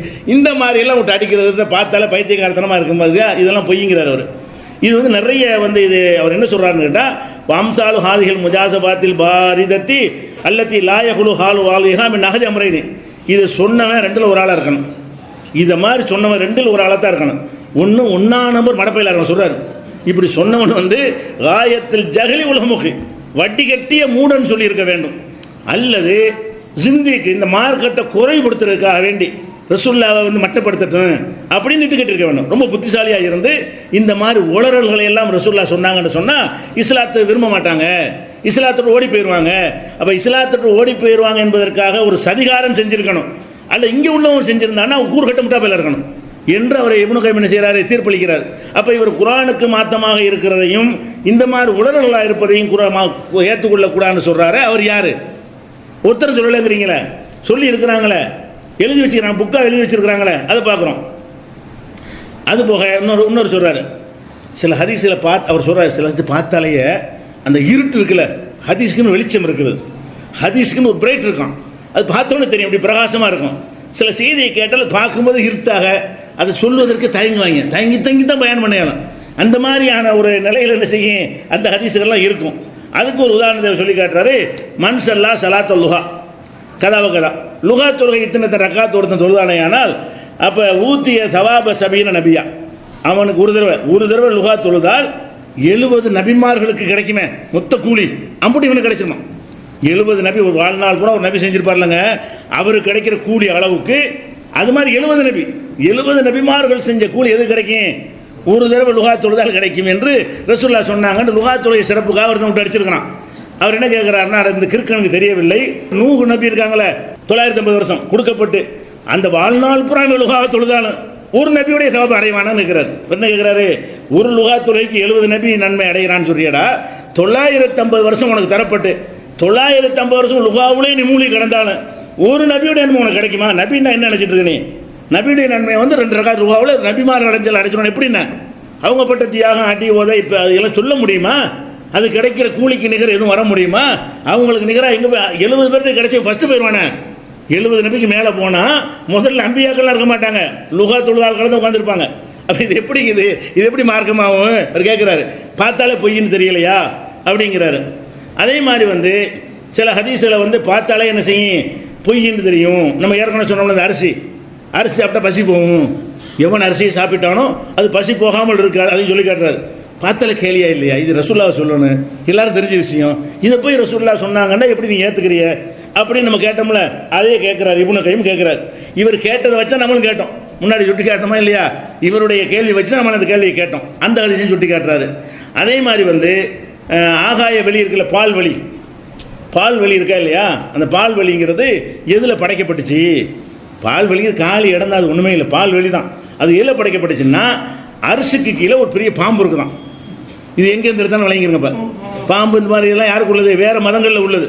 ஒரு கழுத்தில் பாம்பு போட்டிருப்பார் அவர் அதை தாங்கிட்டு இருக்கலாம் சொல்கிறாங்கல்ல, அதுலேருந்து இங்கே காப்பி அடித்து ஹதீஸில் கொண்டு சேர்த்து விட்டாங்க. எப்படி? அரிசிக்கு கீழே ஒரு பாம்பு இருக்கிறது, அந்த பாம்புடைய வியர்வையிலிருந்து தான் இந்த பால்வெளி எல்லாம் படைத்தான். அரிசிகள் எங்கடா பாம்பு இருக்குது? அரிசிகளை மலைக்கு சுமந்துக்கிட்டு இருக்கிறாங்க, அரிசிகளுக்கு பாம்பு இருக்குன்னு. அப்போ இதெல்லாம் விட்டு பார்த்தாலே இந்த பொய்ன்னு தெரியலையான்னு கேட்குறாரு. இந்த மாதிரிலாம் ஹதீஸுகளை இட்டு கட்டி வைத்திருக்கிறார்கள் என்று இப்னு கையும் அவர்கள் சொல்கிறார்கள். அப்போ இதெல்லாம் நம்ம என்ன விளங்குகிறது என்று சொன்னால், குரானுக்கு மாற்றமாக இருக்கிறது மாத்திரம் இல்லை, ப்ராக்டிக்கலாக நடைமுறைக்கு மாற்றமாக இருந்தால் கூட ஏற்றுக்கிற மறுத்துருக்குறாங்க. கத்தரிக்காய் விஷயத்தில் மறுக்கிறாங்க. அப்போ நீ கரிஞ்சிரவத்தையும் மறுக்கக்கூடாது. கரிஞ்சிரவம் எல்லா நோய்க்கும் மருந்துங்கிற, கத்தரிக்காயை மறுத்தா ஓகேங்கிற, கரிஞ்சிரவத்தை எல்லா நோய்க்கும் மருந்து, எல்லா நோய்க்கும் மருந்தாகும். அதில் சில மருத்துவம் இருக்குது, கரிஞ்சிரவத்தில் மருத்துவம் இருக்குது. மூத்தை தவிர எல்லாத்துக்கும் நிவாரணம்னு சொன்னால் எப்படி? இது மூத்தை தவிர இதுக்கு நான் கொடுத்துடலாமா? அதை ஏன் அப்படி? நான் இப்னு கையும் சொன்ன பாஷையில் கத்திரிக்காய்க்கு சொன்னார் இல்லையா, அந்த அளவுகளில் பார்த்தா தெரியத்தானே செய்தது. நடைமுறையில் அப்படி இல்லை, ப்ராக்டிக்கலாக அப்படி காணும். ப்ராக்டிக்கலாக பார்க்கக்கூடாதுங்கிறாங்க, பார்க்கணுங்கிறார் அவர். ப்ராக்டிக்கலாக பாரு, இப்படி இருந்தால் தான் ஏற்றுக்கிறேன்னு. பொய் எப்படி ரசூல்லா சொல்லுவாங்க? கண்ணு முன்னாடி நடக்கலன்னு தெரியுது, அதை ரசூல்லா அப்படி சொல்லுவாங்கலாம் கேட்குறாரு. அப்போ இதையும் நம்ம பார்க்குறோம். அதே மாதிரி வந்து அபூபக்கர் தையிபுங்கிற ஒரு ஆள் சொல்கிறார், இன்னமின் ஜும்லத்தி தலாயிலில் வலை, இட்டுக்கட்டப்பட்ட செய்தியுடைய ஆதாரங்களில் முக்கியமான அம்சம் என்னவென்றால், ஐயக்கூன முகாலிஃபன் லில் அக்லி, அறிவுக்கு எதிராக இருக்கும், அறிவுக்கு நேர் மாற்றமாக இருக்கும். எந்த மனுஷனோட அறிவும் ஏற்றுக்கொள்ளாது, அந்த மாதிரியாக இருக்கும். பிஹைசுல்லா யக்பலு தவீல, அதுக்கு எந்த ஒரு வியாக்கியானமும் கொடுத்து சரி பண்ணவே இயலாது. அறிவுக்கு மாற்றமாகவும் இருக்கேன், வியாக்கியானம் கொடுத்து சரி பண்ணுற மாதிரி சிலது இருக்கும். இப்போ மறுமையெல்லாம் கூட அறிவுக்கு மாற்றமாக தான் இருக்கிறது. படைச்ச இறைவனுக்கு ஏன் முடியாதுங்கிற வகையில் அதுக்கு வியாக்கியானம் கொடுத்துக்கலாம், ஒரு வியாக்கியானம் கொடுக்க முடியாமல் இருக்கும். அந்த மாதிரி இருக்குமையானால் அது வந்து ஹதீஸ் கிடையாது, அந்த ஹதீஸை ஏற்றுக்கொள்ளக்கூடாதுன்னு சொல்லி அவர் சொன்னதாக தத்ரீபு ராவிங்கிற நூலில் சொல்லியிருக்கிறாங்க. அதே மாதிரி ஒரு ஹதீஸை பாருங்கள். 100 ஹிஜ்ரி 100 இருக்குல்ல, ரசூலுல்லாவுடைய காலத்துக்கு 100 வருஷத்துக்கு பிறகு ஒரு குழந்தை பிறக்குமையானால், லா யூலத்து பாதல் மேத்து மௌலுதுன் லில்லாஹி பி ஹாஜத்துன், 100 ஆண்டுக்கு பிறகுற எந்த குழந்தை பிறந்தாலும் அதெல்லாம் அல்லாஹ்வுக்கு தேவையற்ற ஆளுக்கு, அவங்களாம் வேஸ்ட்டு. 100க்குள்ளே பிறந்தா தான் நல்லா இருக்கலாம். ஹிஜ்ரி 100க்கு பிறகு யார் பிறந்தாலும் வேஸ்ட்டுன்னு ஆயிடுச்சு. இதில் என்ன செய்கிறாங்கன்னு கேட்டால், அந்த இப்னு ஜௌசி சொல்கிறார், போய் இஸ்னாது சஹீஹுன், இது சரியான அறிவிப்பாளராக இருக்குன்னு சொல்லிவிட்டு இதை ஏற்றுக்கிற ஏழ்மா அப்படின்னு அவரே அறிஞர் இல்லைன்னு போயிடுவார். யார்? எல்லாம் 100 வருஷத்துக்கு பிந்தி வந்து 50 பேர் குப்பையாக போயிடும். இப்போ 100 வருஷத்துக்கு பிந்தி வந்த எல்லா இமாம்களும் யாரெல்லாம் 100க்கு தாண்டி வர்றாங்களோ அவங்க எல்லாருமே என்னவாயிருவாங்க? வேஸ்ட்டுன்னு ஆயிடுவாங்க. 100 ஆண்டுக்கு பிறகு பிறக்கிற எல்லாருமே வேஸ்ட்டு, அல்லாஹ்வுக்கு தேவையற்றவர்கள், ஹிஜ்ரி 100க்குள்ளே எல்லாம் முடிஞ்சு போச்சு அப்படின்னு ரசூலுல்லாஹ் சொன்ன உடனே இதுக்கு மட்டும் வரிஞ்சு கட்டி நிறைய ஆளுமைகள் பதில் சொல்கிறாங்க. அது எப்படி 100க்கு பிறகு நாங்கள்லாம் வரலையா, 100க்கு பிறகு இவரெல்லாம் வரலையா? அப்போ அவர்களுக்கு வரலாங்கன்னு கரெக்டாக வழங்க தெரியுதுல்ல. நாங்கள் வரல, இவர் வரல, அவர் வரல, அந்த அறிஞர் வரல, இந்த அறிஞர் வரலையானா அப்போ நீ அதை பார்க்குற? ரசூலுல்லாஹ் சொன்ன நீ அறிஞர்கள் ஒத்துட்டு போ. அப்போ என்ன செய்கிறாங்க? நாங்களும் அறிஞர் இல்லைன்னு வரும்போது கரெக்டாக என்ன செய்கிறாங்க? பிடிச்சி லைசபி சஹீஹின், இது சரியான செய்தி இல்லை என்றெல்லாம் சொல்லியிருக்கிற காட்சியை பார்க்குறோம். இது இப்னு ஜௌசி மௌதுஆத்துன்னு ஒரு புத்தகம் எழுதியிருக்காரு, இட்டுக்கட்டப்பட்ட செய்திகள்னு ஒரு பட்டியலை போட்டு எழுதுகிறாரு. அதில் இந்த செய்தியை கொண்டு வந்து அவர் மறுக்கிறத பார்க்குறோம். அப்போ இதெல்லாம் என்னன்னு கேட்டால், அந்த அவர் சில விஷயங்களை கவனத்தை செலுத்தும் கரெக்டாக கண்டுபிடிச்சிடுறாங்க. ஆனால் வாசிக்கிட்டே போவோம், நமக்கு தெரியாமல் போயிடும் நிறைய ஹதீஸுகள். நேற்றுலாம் ஏன் சொல்ல, அது ஒரு கேள்வியை கேட்குறாங்க. சில ஹதீஸ் குரானுக்கு முரணுங்கிறிய, போன வருஷம் சொன்னீங்களா, அதை 2 வருஷம் முன் சொன்னீங்களா, 4 வருஷம் முன் சொன்னீங்களா, இதெல்லாம் ஒரு பெரிய கேள்வியாக கேட்பாங்க. இன்னும் கூட சொல்லாத விஷயங்கள் நாளே கூட சொல்லுவோம். ஹதீஸை படிச்சுட்டு போவோம், குரானுக்கு முரண்கிற சிந்தனை அவ்வளோ வசனமும் நம்ம மைண்டில் இருந்தால் தான் என்ன செய்யும், குரானுக்கு முரண்டு தோணும். அது படிச்சுட்டே போயிடுவோம். இன்னொரு நாளைக்கு குரான் எடுத்து படிச்சுட்டே வருவோம். அந்த இதுக்கு மாற்றமாக அந்த ஹதீஸ் தெரியுதுன்னு அப்போ தான் தெரியும். அந்த ஹதீஸை படிக்கும்போது பேசாமல் கடந்து போயிடுவோம். இன்னொரு நாளைக்கு குரானை வாசிட்டு வரும்போது இந்த ஹதீஸ் வந்து நிற்குமா, இப்படி குரானில் விட்டு இப்போ ஹதீஸை வேறு மாதிரி வந்துச்சு, மரம் 2 எடுத்து மறுபடியும் எடுத்து ஆய்வு பண்ணி இன்னும் பலரும் கூடி உட்காந்து டிஸ்கஸ் பண்ணுனா அது சரியில்லைன்னு தெரிய வரும். இதானுங்க மனுஷன். பிறக்கும் போது எல்லாம் தெரிஞ்சுட்டு வந்துடும். மழை கூட எல்லாம் தெரியாத, அல்லாஹ் ஒருத்தன் தான் எல்லாமே தெரியும். பிறக்கும் போதே எல்லாம் தெரிஞ்சுட்டு வந்த மாதிரி நினைத்து கொண்டு இவர்கள் புதுசு புதுசாக மறுக்கிறார்கள். முதல் 5 மறுத்தாங்க, அப்புறம் 10 மறுத்தாங்க. அப்போ நான் அடிப்படை என்ன, குரானுக்கு மாற்றமாக இருந்தால் மறுக்கணும், அவ்வளோதான். குரானுக்கு மாற்றமாக இருக்கிறது தெரிய வந்தால் மறுப்போம், மாற்றமாக இருக்கிறது தவறாக சுட்டி காட்ட வாபஸ் வாங்கிக்கிறோம். அடிப்படை வாபஸ் வாங்க மாட்டோம். அந்த ஹதீஸ் மாற்றமில்லை ஒத்துக்கிறோம். எந்த ஹதீஸாவது குரானுக்கு மாற்றமில்லை நிரூபித்தீர்களே ஆனால் அந்த ஹதீஸில் குரானுக்கு மாற்றம் இல்லை, நீங்கள் சொல்கிறபடி விளக்கம் கொடுக்கலாம் என்று அந்த ஹதீஸை திரும்பி எடுத்துக்கொள்ளலாம், தப்பு கிடையாது. அடிப்படையை மாற்ற முடியாது. குரானுக்கு மாற்றமாக இருந்தாலும் ஏற்றுக்கொள்ளணும், தப்பாக வச்சுக்கிறாங்கல்ல, அதை நம்ம ஏற்றுக்கொள்ள முடியாது. அதே மாதிரி ஹனபி மதஹபில் சர்ஹசின்ற ஒருத்தர், அதான் அவங்களுடைய உசூல், அதாவது சட்ட விதி எழுதுனே ஒரு ஆள், உசூல் சர்ஹசின்னு நூல் எழுதியிருக்கிறார். அந்த ஹனபி மதவுடைய ஃபிக்குக்கெல்லாம் எப்படி சட்டம் வகுக்கிறது என்பதெல்லாம் அந்த நூலில் தான் எடுப்பாங்க. அவர் என்ன செய்கிறாருன்னு கேட்டால், அம்மா இதா கானல் ஹதீஸு முஹாலிஃபன் லில் கிதாபில்லாஹி தஆலா, ஒரு ஹதீஸ் என்பது அல்லாஹ்வுடைய கிதாபுக்கு மாற்றமாக இருக்குமேயானால் ஃபஇன்னஹு லா யகூனு மக்பூலன், அது ஒப்புக்கொள்ளப்பட்டதாக ஆகாது. ஒலா ஹுஜ்ஜத்தன் லில் அமலி பிஹி, செயல்படுவதற்குரிய சான்றாக அது ஆகாது. அந்த உசூலில் ரூலில் எழுதி வச்சிருக்கிறாங்க. என்னது, ஹனஃபி மதுஹபுடைய ரூல் விசூல் போடுவாங்கள்ல, அந்த அடிப்படை விதி, அந்த விதியில் பைலா மாதிரி அவங்க அடிப்படை விதியில் எழுதி வச்சிருக்கிறாங்க. ஒரு ஹதீஸ் என்பது அல்லாஹ்வுடைய கிதாபுக்கு மாற்றமாக இருந்தால் அது ஏற்றுக்கொள்ளப்படாது, அதை கொண்டு அமல் செய்யக்கூடாது, அது செயல்படுத்துவதற்குரிய அல்ல என்று எழுதியிருக்கிறாங்க. உசூலு சர்ஹஸில் நீங்கள் பார்க்கலாம். அதே மாதிரி இருக்குது.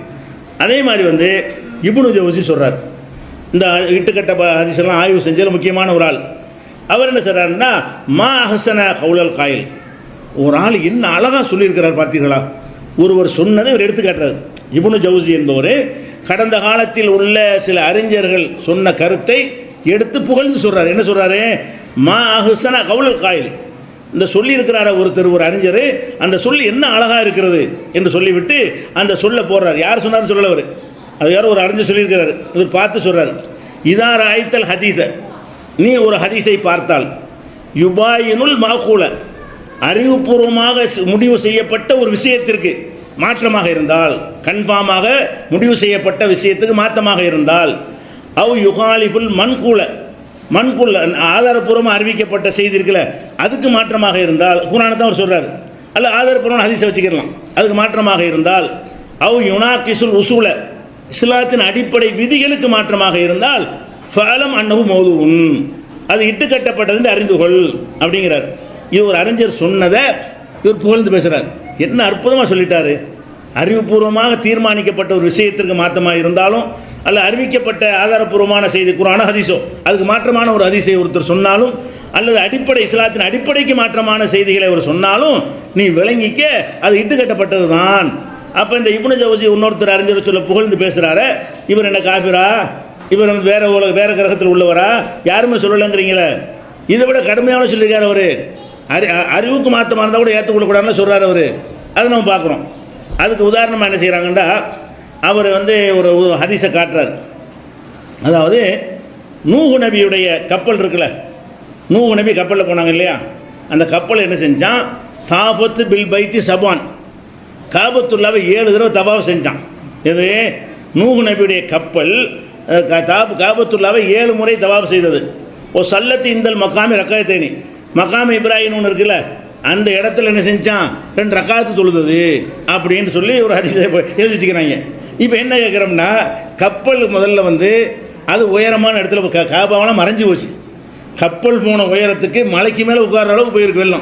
வெள்ளம் வடிஞ்சவுடனே அது எங்கே உட்காருது, ஃபஸ்தவ தரால் ஜூதி, ஜூதிங்கிற மலை மீது உட்கார்ந்தது நல்லா சொல்கிறான். அப்போ கப்பல் மலைக்கு மேலே தண்ணி போனதுனால அப்படி மேலே மிதந்துக்கிட்டு தண்ணி குறைய ஒரு மலை உச்சிக்கிட்ட வரும்போது தண்ணி குறையுது, அதனால் அந்த மலையில் உட்காந்துருச்சு. அப்போ அதுக்கு கீழே தான் காபாவெல்லாம் வருது. அது எங்கனக்குள்ளே காபா தவாப் செஞ்சு, காபா எப்படி தவாப் செய்யும், அதில் போய் எப்படி தொழுவும். சரி, மக்காம இப்ராஹிம் நபி பிந்தி தானே வரும். மக்காம இப்ராஹிம்ன்றதுக்கு பேர், நூஹ் நபி இப்ராஹிம் நபிக்கு முந்தினவரா பிந்தினவரா, இப்ராஹிம் நபிக்கு பிந்தினவர், நூஹ் நபிக்கு பிறகு தான் இப்ராஹிம் நபி. அப்போ இப்ராஹிம் நபி அதுக்கு பிறகு தான் வரும்போது அங்கே மக்காம இப்ராஹிம் எங்கே இருக்காங்க, காபாவில் மக்காம இப்ராஹிம் எப்போ வருது, இப்ராஹிம் நபிக்கு பிறகு தானே வருது. மக்காம இப்ராஹிமில் 2 ரக்காத் தொழுதுன்னு எழுதி வச்சுக்கிறீங்களா, இது ஹதீஸான்னு கேட்குறாரு.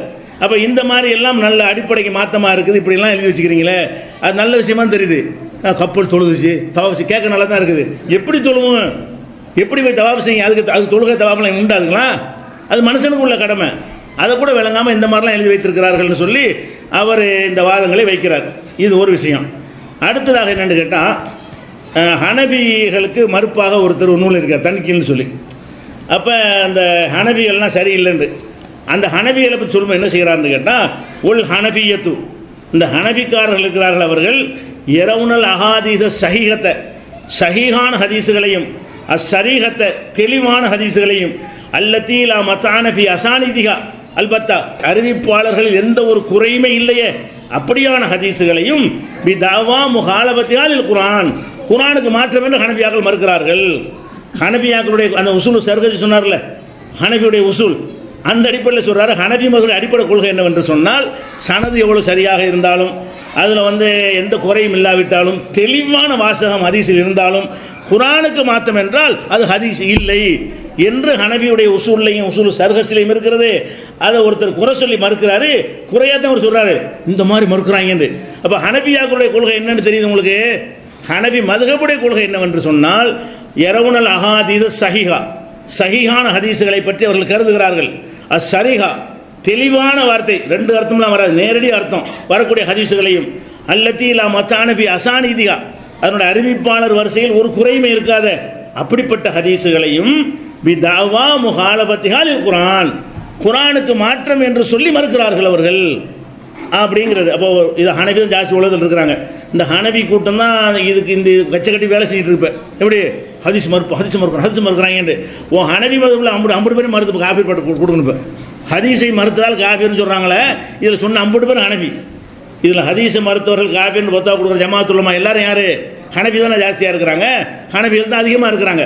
அப்போ ஹனபி மதுஹபுடைய ரூல் என்ன சொல்லுதுன்னு கேட்டால், குர்ஆனுக்கு மாற்றமாக இருந்தால், சனது சரியாக இருந்தாலும் சரி, அது தெளிவான வார்த்தையை கொண்டு இருந்தாலும் சரி, அறவே குறை இல்லாவிட்டாலும் சரி, அறிவிப்பாளர் வரிசையில் சின்ன ஒரு இல்லத்து கூட இல்லை, ஒரு நுணுக்கமான குறை கூட இல்லை, அப்படி இருந்தாலும் குர்ஆனுக்கு மாற்றம் என்று இவர்கள் மறுக்கிறார்களே சரியா அப்படின்னு ஒருத்தர் கேட்குற அளவுக்கு அவங்களுடைய கொள்கை இருக்கிறது.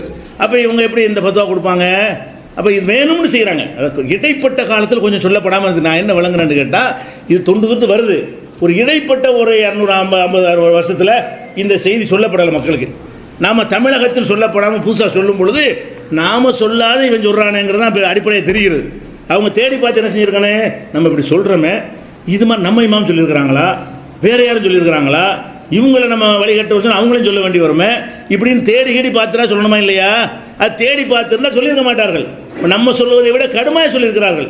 நமக்கு சொல்வதை விட அறிவுக்கு பொருத்தமில்லாட்ட கூட ஏற்றுக்கிற மாட்டேன் என்கிற அளவுக்கெல்லாம் சொல்லியிருக்கிறார்கள்னு பார்க்குறோம்.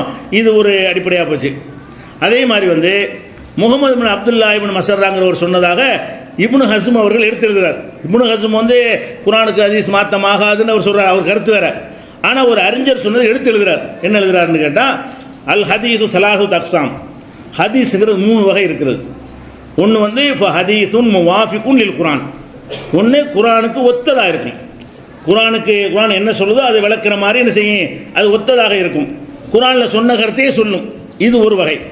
ஃபுல் அஹுது பிஹி ஃபர்துன், அதை எடுத்து நடப்பது கட்டாய கடமை. 3 வகை ஹதீஸை 3 வகையாக பிரிக்கிறாரு. இப்போ ஹதீஸுன் முவாஃபிகுன் லிமாஃபில் குர்ஆன், குர்ஆனில் உள்ளதுக்கு ஏற்ப அமைந்திருக்கக்கூடிய ஹதீஸ் ஒரு வகையாக இருக்கிறது. ஃபுல் அஹுது பிஹி ஃபர்துன், அதை எடுத்து நடப்பது கட்டாய கடமை ஒரு வகை. வ ஹதீஸுன் ஜாயிதுன் அலாமாஃபில் குர்ஆன், குர்ஆனுக்கு முரணாக இருக்காது, ஆனால் குர்ஆனில் சொல்லதை விட கூடுதலாக இருக்கும், அதிகப்படியான விஷயங்கள் சொல்லப்பட்டிருக்கும். அது பகு முதாஃபன் இலாமாஃபில் குர்ஆன், அதுவும் குர்ஆன் நம்ம சேர்க்கணும். ஏனென்றால் ரசூல் விளக்கறது தான் வந்தாங்க. தொழுகை நிலநாட்டுங்கள் குர்ஆனில் இருக்குது, கையை உயர்த்தினார்கள் இல்லை குர்ஆனில். தொழுகை நிலநாட்டினார்கள் என்பதை விட கூடுதலாக இப்படி ஒசத்து, இப்படி கட்டு, இப்படி குனி, இப்படி நிமிரு, இதை ஓது, இன்னும் சூறா ஓது, அத்தையாத்து ஓது, இது எல்லாமே இது கூடுதல். குர்ஆனில் இல்லதை விட கூடுதலாக மாற்றம் கிடையாது. குர்ஆனில் தொழுங்கள் அல்லாஹ் சொல்கிறான், தொழுவாதீங்கன்னு சொன்னால் தான் மாற்றணும். தொழுவுங்கள் என்பதற்கு விளக்கம், தொழுங்கள்னா என்ன, இப்படி செஞ்சு குனிஞ்சு நிமிர்ந்து இதை ஓதி செய்யி. அப்போ இப்படி வந்தாலும் அதுவும் கட்டாய கடமைங்கிறார். ஒரு விஷயம் குர்ஆனில் சொன்னதை அப்படியே ஹதீஸ் சொல்லும், அதை எடுத்து நடப்பது கட்டாய கடமை. இன்னொரு 2வது வகை என்னென்னு கேட்டால், ஹதீஸுன் ஜாயிதுன் அலாமாஃபில் குர்ஆன், குர்ஆனில் உள்ளதுக்கு மேலே கூடுதல் விஷயங்களை சொல்லக்கூடியது. பொகு முலாஃபுன் இலாமாஃபில் குர்ஆன், அது குர்ஆனில் உள்ளதோடு சேர்க்கணும் என்று கேட்டால் அது விளக்கத்திற்கு ரசூலுல்லாஹ் வந்திருக்கிறாங்க. உல் அஹ்து பிஹி ஃபர்துன், அதுவும் கட்டாய கடமை. குர்ஆனுக்கு விளக்கமாக ரசூலுல்லாஹ் சொன்ன கூடுதல் விவரங்களும் கட்டாய கடமை. வ ஹதீஸுன் முஹாலிஃபுன் லிமாஃபில் குர்ஆன், குர்ஆனுக்கு மாற்றமாக உள்ள ஹதீஸு 3வது வகை. 3வது ஹதீஸ் என்னது? குர்ஆனுக்கு எதிராக அந்த கருத்து வந்து நிற்கும்.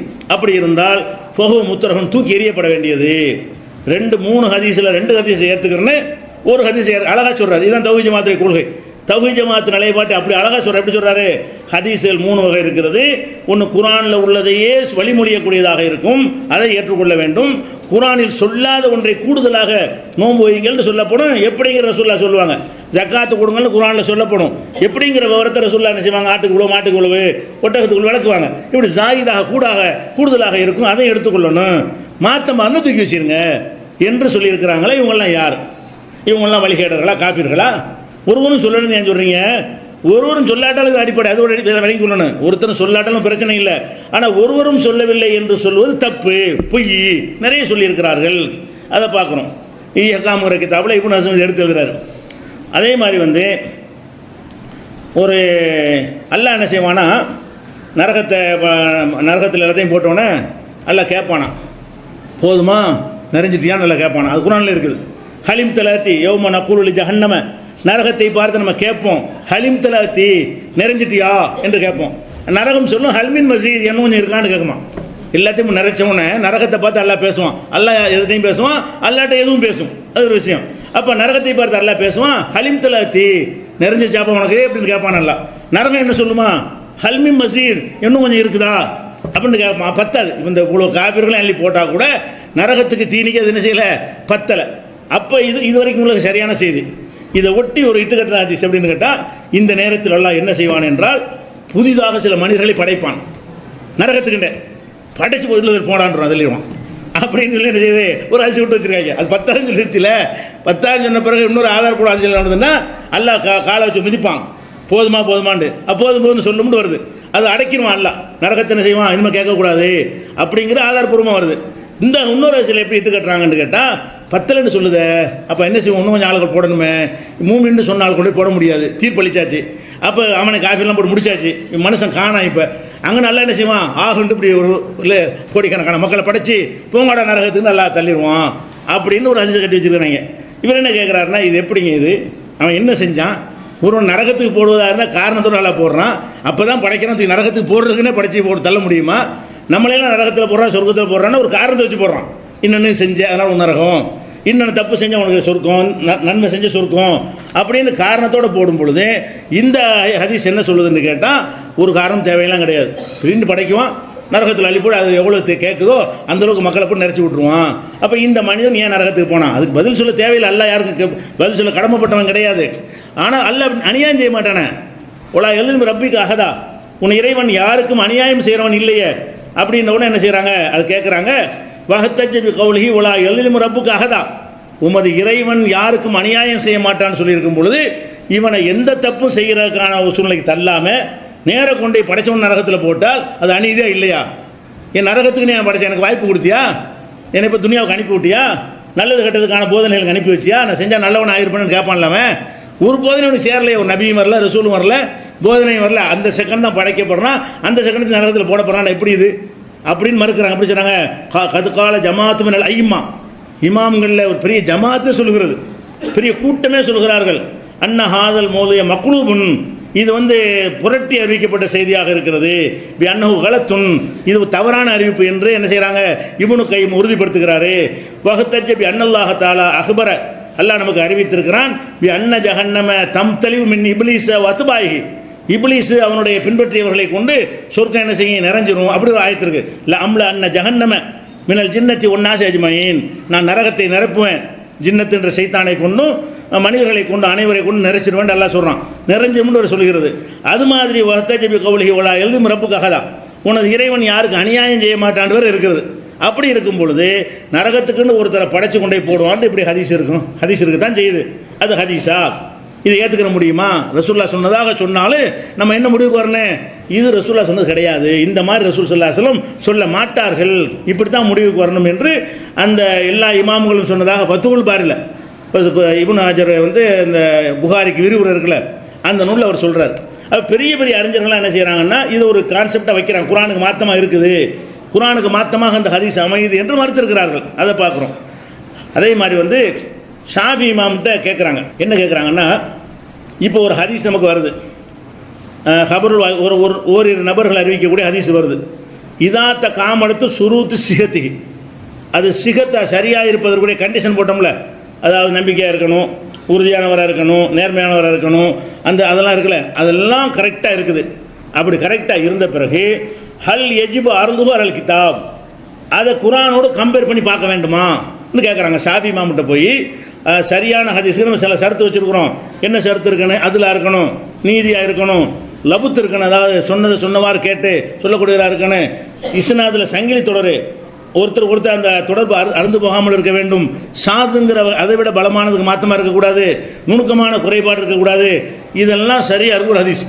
பார்த்தோம்னா எதுவுமே இல்லை, 5 கண்டிஷனும் சரியாக இருக்கிறது. இப்படி ஆன பிறகு குரானோட வச்சு ஒரு உரசி பார்க்கணுமா அப்படின்னு ஒருத்தர் கேட்குறாரு. யார்கிட்ட? ஷாஃபி இமாம்கிட்ட கேட்குறாரு. அப்போ கால ஷாஃபி ரலியல்லாஹு, ஷாஃபி இமாம் சொல்கிறாங்க, அப்படி உரசி பார்க்க தேவையில்லை, குரானோட உரசி பார்க்க தேவையில்லை. ஏனென்று கேட்டால் குரானுக்கு மாற்றமாக இல்லாட்டி தான் முதல்ல எடுத்துக்கிறவே செய்யணும். ஃபஸ்ட்டு பார்த்துட்டு பார்க்குறாரு. இவர் என்ன சொல்கிறாரு? குரான் இந்த இதெல்லாம் பார்க்குறதுக்கு முன்னாடி முதல்ல மேட்ரை பாரு, அதெல்லாம் சரின்னு வந்த பிறகு தான் அது அறிவிப்பாளர் பார்க்கணும். அவர் என்ன அழகான பதில் சொல்கிறார் பாருங்க. அன்னஹு லாத்தத்த காமலு சுருத்து, அதனுடைய நிபந்தனைகள் முழுமையடைவது எப்போதென்றால் இல்லாஹுவ ஹைரு முகாலிமின் கிதாப், குரானுக்கு மாற்றம் இல்லைன்னு முடிவான பிறகுதான். அப்போ ஒரு ஹதீஸ் அறிவிப்பாளரை பார்க்குறது ரெண்டாவதுன்ட்டார். பிந்தி பார்க்கணும்னு கேட்குறாருல, பிந்தி பார்க்கறது முந்தி பார்த்துக்கங்கிறார். ரசூலுல்லாஹ் சொன்னால் ஹதீஸ் வந்தவுடனே யார் சொன்னான்னு முதல் பார்க்காத, என்ன மேட்ரு, இந்த கருத்து என்ன கருத்தை சொல்லுது, இது குரானுக்கு ஒத்துருக்கா, ஒத்து இருக்குன்னு சொன்னால் அறிவிப்பாளர் போய் பாரு. ரசூலுல்லாஹ் சொன்னாங்களான்னு, ஒத்து இல்லைன்னா அப்போ தள்ளி விட்டுரு. அப்போ சஹீஹான ஹதீஸுடைய கண்டிஷன் அறிவிப்பாளரை பார்ப்பது இரண்டாவது. அறிவிப்பாளரை பார்த்துலாம் கருத்தை பார்த்து அதை தள்ளுபடி செஞ்சிட்டோம்னா முடிஞ்சு வச்சுக்கத, அறிவிப்பாளர் தேவையே இல்லை. அந்த கருத்து குரானுக்கு மாற்றமாக இருந்தால் நம்ம ஆட்கள் போட்டு உரசிக்கிட்டு இருக்கணும். குரானும் நேரம் மோதுது, யார் சொன்னா என்ன, இவர் சொன்னா என்ன, நம்ம வாட்டு மேட்ரை பார்க்குறோம், தப்புன்னு தூக்கி போட்ட வேண்டியதான். அந்த கருத்து கரெக்டாக இருக்குது, குரானுக்கு மாற்றமாக இல்லை. சரியான கருத்தாக இருந்தால் ரசூலுல்லாஹ் சொன்னாங்கன்னு உறுதிப்படுத்தணும்ல. சரியான கருத்தையெல்லாம் ரசூலுல்லாஹ் சொல்லியிருப்பாங்கன்னு சொல்ல முடியாது. நமக்கு தேவையான ரசூலுல்லாஹ் சொல்லுவாங்க, அந்த கருத்து சரியாக கூட இருக்கலாம், ரசூலுல்லாஹ் சொல்லாமல் இருந்திருப்பாங்க. அப்போ அந்த ஹதீஸ் சரியான ஒரு கருத்தை சொல்கிறது, அதை ரசூல் ஸல்லல்லாஹு அலைஹி வஸல்லம் சொன்னார்களா இல்லையாங்கிறதுக்கு அப்போ தான் பரிசீலிக்கணும். அது தவறான கருத்தை தான் சொல்கிறேன் என்று தெரிந்து விட்டால் அதை பரிசீலனைக்கு எடுக்கவே கூடாதுன்ட்டார். அப்போ இது எவ்வளோ கடுமைன்னு பாருங்கள். அப்போ ஹனபி மதுஹப் பிரகாரமும் நீங்கள் பேச இயலாது, ஹதீஸை மறுக்கிறாண்டு. ஷாஃபி மதுஹப் பிரகாரமே ஃபஸ்ட்டு நீங்கள் எது எடுக்கணும், 2 மதுஹப் தான் இருக்கிறீங்க. உங்கள் சலபி மதுஹப் பிரகாரம் இப்படி சொல்லிவிட்டார், உங்கள் சலபி மதுஹப் பிரகாரம் பேச முடியாது, ஹனபி மதுஹப் பிரகாரம் பேச முடியாது, ஷாஃபி மதுஹப் பிரகாரம் ஹதீஸ் மறுப்புன்னு பேச இயலாது. இந்த சலபி மதுஹப் இருக்குல்ல, அந்த மதுஹப்பில் பேச முடியுமான்னு அதுவும் முடியாது. அப்போ எந்த மதுஹப்ல நீ பேசுகிற, நீ நாங்கள் யாரும் சொல்லாட்டாலும் நாங்கள் சொல்லுவோம். நீ இதெல்லாம் இதுக்கு பின்னாடி நிற்கக்கூடிய ஆளுக்கு ஏன் அவங்க சொல்ல நீங்கள் மறுக்கிறீங்க? நீ ஷாஃபிங்கிறோம், இப்படி இந்த ஷாஃபி மாமனு சொல்ல நீ எப்படி மறுக்கிற? முதல்ல அதை பாருங்கிறார. சரியான ஹதீஸ் என்பதற்கு ஃபஸ்ட்டு கண்டிஷன் என்னவென்றால் அது குரானுக்கு மாற்றம் இல்லாமல் இருக்கணும். அதுக்கு பிறகு எடுத்து வச்சு அவர் நேர்மையானவரா அவர் இவரா அதெல்லாம் ரெண்டாவது பார்த்துக்கங்கிறார். இது எங்கே இருக்குது? மஹ்சூலுங்கிற கிதாபில் இருக்கிறது. அப்போ இதெல்லாம் வச்சு பார்க்கும்போது எல்லா இமாம்களும் அந்த கருத்து தான் சொல்லியிருக்கிறார்கள். அதே மாதிரி இன்னொரு ஹதீஸ் பாருங்கள். காலு இயால்னு ஒருத்தர் இருக்கார், அது முக்கியமான ஹதீஸ் கலையில் ஒரு பெரிய மேதை, நல்ல ஒரு அறிஞர். அவர் என்ன சொல்கிறாருன்னு கேட்டால், ஒரு பரவலான எல்லாருக்கும் தெரிஞ்ச ஒரு ஹதீஸ். அந்த ஹதீஸ் எங்கே இருக்குன்னு கேட்டால், நீங்கள் புகாரில் 3222, 1237, 5827, 6268, 6443, 6444, 7487 இத்தனை இடத்துல புகாரில் இருக்குது இந்த ஹதீஸ். என்ன ஹதீஸ்ன்னு சொன்னால், மண் மாத்த மின் உம்மத்தி லா யுஷ்ரிகு பில்லாஹி ஷையா, என்னுடைய உம்மத்தில் ஷிர்க் வைக்காமல் ஒருத்தன் மரணித்து விட்டால் தஹலல் ஜன்னா, அவன் சொர்க்கத்துக்கு போயிடுவான் இந்த ஹதீஸ் இருக்குது. இதை சொன்ன உடனே அவர் அபூதர் என்ன செய்கிறார், அபூதர் தான் என்ன செய்கிறாருன்னா கேட்குறாரு ரசூலுல்லாஹ்ட்ட, ஒயின் ஜனா ஒயின் சரக்க, அவன் திருடினாலும் விசாரம் செஞ்சாலுமாங்கிறார். ரசூலுல்லாஹ் பொதுவாக சொல்லிட்டு போயிட்டாங்க, அதான் அல்லாவை ஷிர்க் வைக்காமல் போயிட்டால் அவனுக்கு சொர்க்கன்ட்டாங்கல்ல. சரி, ஷிர்க் வைக்கலை, திருடுறான், ஷிர்க் வைக்கல விசாரம் பண்ணுறான், அவனுக்குமா இதுன்னு கேட்குறாரு. அவர் என்ன செய்கிறாரு, இதெல்லாம் வைத்துக்கொண்டு தப்பு செய்யலாமான்னு கேட்குறாரு. அவர் என்ன அடிப்படையில் கேட்குறாருன்னு கேட்டால், ஒயின் ஜனா ஒயின் சரக்க, அவன் திருடினாலுமா அவன் விபச்சாரம் செய்தாலுமா அப்படின்னு கேட்குறாங்க. ரசூல் ஸல்லல்லாஹு அலைஹி சொல்கிறாங்க, ஒயின் ஜனா ஒயின் சரக்க, ஆமாம் திருடினாலும் சரி தான் விபச்சாரம் செஞ்சாலும் சரி தான், லா இல்லாஹ சொல்ல சொர்க்கம் தான். திருப்பி சொல்கிறாங்க, முதல்ல பொதுவாக சொல்லி முடிச்சுட்டாங்க. இவர் கேள்வி கேட்டதுக்காக வேண்டி ரசூல் ஸல்லல்லாஹு அலைஹி வஸல்லம் அதையே ரிப்ளையாக கொடுக்குறாங்க. அவர் என்ன கேட்குறாரு, ஒயின் ஜனா ஒயின் சரக்கங்கிறாரு, திருடினாலும் விசாரம் செஞ்சாலுமாண்டு. ரசூலுல்லாஹ் என்ன செய்கிறாங்க, ஆமாம் திருடினாலும் விசாரம் செஞ்சாலும் தான், திருடினாலும் சரி விபச்சாரம் செஞ்சாலும் சரி ஷிர்க் வைக்கலையா உனக்கு சொர்க்கம்தான் அப்படின்னு ரசூலுல்லாஹ் சொல்கிறாங்க. இதை மறுபடியும் கேட்குறாரு பல ரிவாயத்துகளில். மறுபடியும் அதை சொல்கிறாங்க, நாசமா போ அப்படின்னு சொல்லி என்ன செய்கிறாங்க, மறைய திருப்பி கேட்குறாங்க. அந்த மாதிரி ரசூல் ஸல்லல்லாஹு அலைஹி செய்கிறாங்க, அதை செல்லமாக கடிஞ்சிருக்கிறாங்க. அப்போ இந்த கூட அதிர்ச்சி நீங்கள் இப்போ பாருங்கள், எல்லாத்துல என்ன இருக்குன்னு கேட்டால், ஒருத்தன் விபச்சாரம் செய்தாலும் சரி, அவன் திருடினாலும் சரி, அந்த லா இலாஹ இல்லல்லாஹ் சொல்லி ஷிர்க் வைக்காமல் அல்லாஹ்வை தவிர யாரை வணங்க மூத்தாகிவிட்டான் என்றால் அவன் சொர்க்கத்துக்கு போயிடுவான் இருக்குல்ல. இது சரியான ஹதீஸ். இதை நம்ம மறுக்கலை. ஆனால் ஒருத்தர் பார்வையில் இது குர்ஆனுக்கு முரண் இது குர்ஆனுக்கு முரண் கிடையாது. ஏன்னு கேட்டால் எந்த களிமா சொன்னவராக இருந்தாலும் அவர் பாவத்துக்கு தண்டனை அனுப்பிச்சு கடைசி சொர்க்கத்துக்கு போயிடுவார். ஷிர்க் வச்சவனுக்கு கடைசி போக முடியாது. இவன் விபச்சாரமாக பண்ணி இருந்தாலும் அதுக்கு ஒரு பனிஷ்மெண்ட் எல்லாம் கொடுப்பான். அதுக்கு பிறகு சொர்க்கத்துக்கு போயிடுவார். தகவல் சின்ன தானே, நரகத்துக்கு போக மாட்டான்னு ஹதீஸ்ல இல்லை, சொர்க்கத்துக்கு போவான்னு தான் இருக்குது. நரகத்துக்கு போயிட்டு கூட சொர்க்கத்துக்கு போவான். இதில் இந்த முரண் கிடையாது. ஆனால் அவங்க அறிஞர்கள் மத்தியில் என்ன இருக்குன்னா, குர்ஆனுக்கு மாற்றமாக இருந்தால் எடுத்துக்கூடாதுன்னு அதில் நிற்கிறார் அவர். காலியால் என்ன கேட்குறாருன்னா, இது எப்படி சரியாக வரும், இல்லை அன்னஹு முகாலிஃபுல் குர்ஆன், இது குர்ஆனுக்கு மாற்றமாக இருக்கிறது. அல்லாஹ் என்ன செய்கிறான்னு கேட்டால் பாவங்களுக்கு தண்டிக்கிறேன்னு சொல்கிறான். அப்போ நீ பாவம் செய்ய தூண்டுற மாதிரி இருக்குது. நீ லா இலாஹ இல்லல்லாஹ் சொல்லிக்க, என்ன விபச்சாரம் பண்ணிக்க, திருடிக்க, என்ன ஆட்டம் வேணாலும் போட்டுக்க, லைசன்ஸ் கொடுக்குற மாதிரி வருதப்பா, இதுக்கு அந்த மார்க்கம் வந்துச்சுன்னு அவர் நிறைய கேள்விகளை கேட்குறாரு.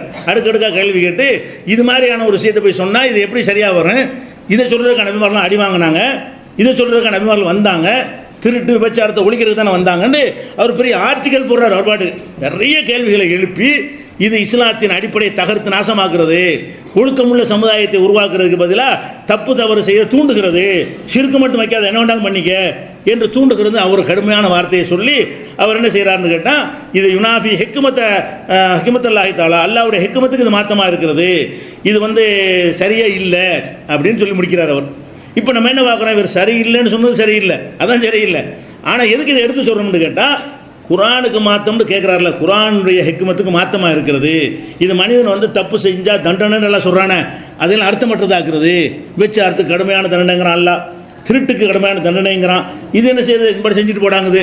அப்போ அல்லாஹ் தண்டனைக்குரியதாக ஒன்றை சொல்கிறான். இந்த ஹதீஸ் அப்படி சொல்லாமல் இது மாதிரி செஞ்சுக்க, அப்படி இந்த பாவத்துக்கு லைசன்ஸ் கொடுக்குற மாதிரி இருக்குது, இதை ஒப்புக்கொள்ள முடியாதுன்னு சொல்லிட்டு மறுக்கிறார். ஆனால் இதுக்கு விளக்கங்கள் கொடுக்குறாங்க, அது கரெக்டான விளக்கமாக இருக்குது. என்ன விளக்கம், இது சொர்க்கத்துக்கு போவான்னு இருக்கே தவிர அதுக்குரிய தண்டனை அனுபவிக்க மாட்டான்னு இல்லை. எந்த மூமெண்ட் கடுகளோ ஈமான் இருந்தாலும் போயிடுவாங்க. கடுகளோ ஈமான் இருந்து அவ்வளோ தப்பு நீங்கள் பண்ணுறீங்கன்னு வைங்க, அல்லாஹ் அதை மன்னிச்சிட்டான்னு சொன்னால் எடுத்தெடுப்பில் போயிடுவோம். அல்லாஹ் மன்னிக்கலைன்னு சொன்னால் அதுக்குரிய பனிஷ்மெண்ட் வாங்கிட்டு கடைசியாக போவோம்.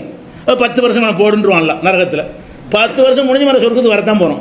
இவனை ஒரு 100 வருஷம் போடுன்றான் சில தப்புக்கு, சொர்க்கத்துக்கு வரத்தான் போகிறோம். நிரந்தரமாக நம்ம நரகத்தில் இருக்க மாட்டோம். யார், மூமின்கள் யாருமே கடுகளோ ஈமான்றது இணை வைக்காமல் இருந்தால் பர்மனெண்ட்டாக நரகத்தில் இருக்க மாட்டோம். நம்ம தப்புக்குரிய தண்டனையை அனுபவிச்சு சொர்க்கத்துக்கு போவோம். சில பேருக்கு அல்லாஹ் கருணையை வச்சு மன்னிச்சுட்டு ஒரு தட்டி விட்டுருவோம். அப்படியும் உண்டு. அவனை யாரும் கேள்வி கேட்க முடியாது. உடனே எடுத்து செஞ்செல்லாம் தெரியும்டா, எனக்கு தெரியும், நான் மறைச்சிட்டு நிப்போ அப்படின்னு சொல்லுவான்ற ஹதீஸ் இருக்கிறது. அப்போ இதெல்லாம் இவர் சொன்ன விளக்கம் சரியில்லை. ஆனால் அந்த கொள்கை அவற்றை இருந்திருக்கா இல்லையா, குர்ஆனுக்கு மாற்றமாக இருந்தால் ஏற்றுக்கொள்ளக்கூடாதுங்கிற கொள்கையினால இந்த வார்த்தை வைக்கிறார் அவர்.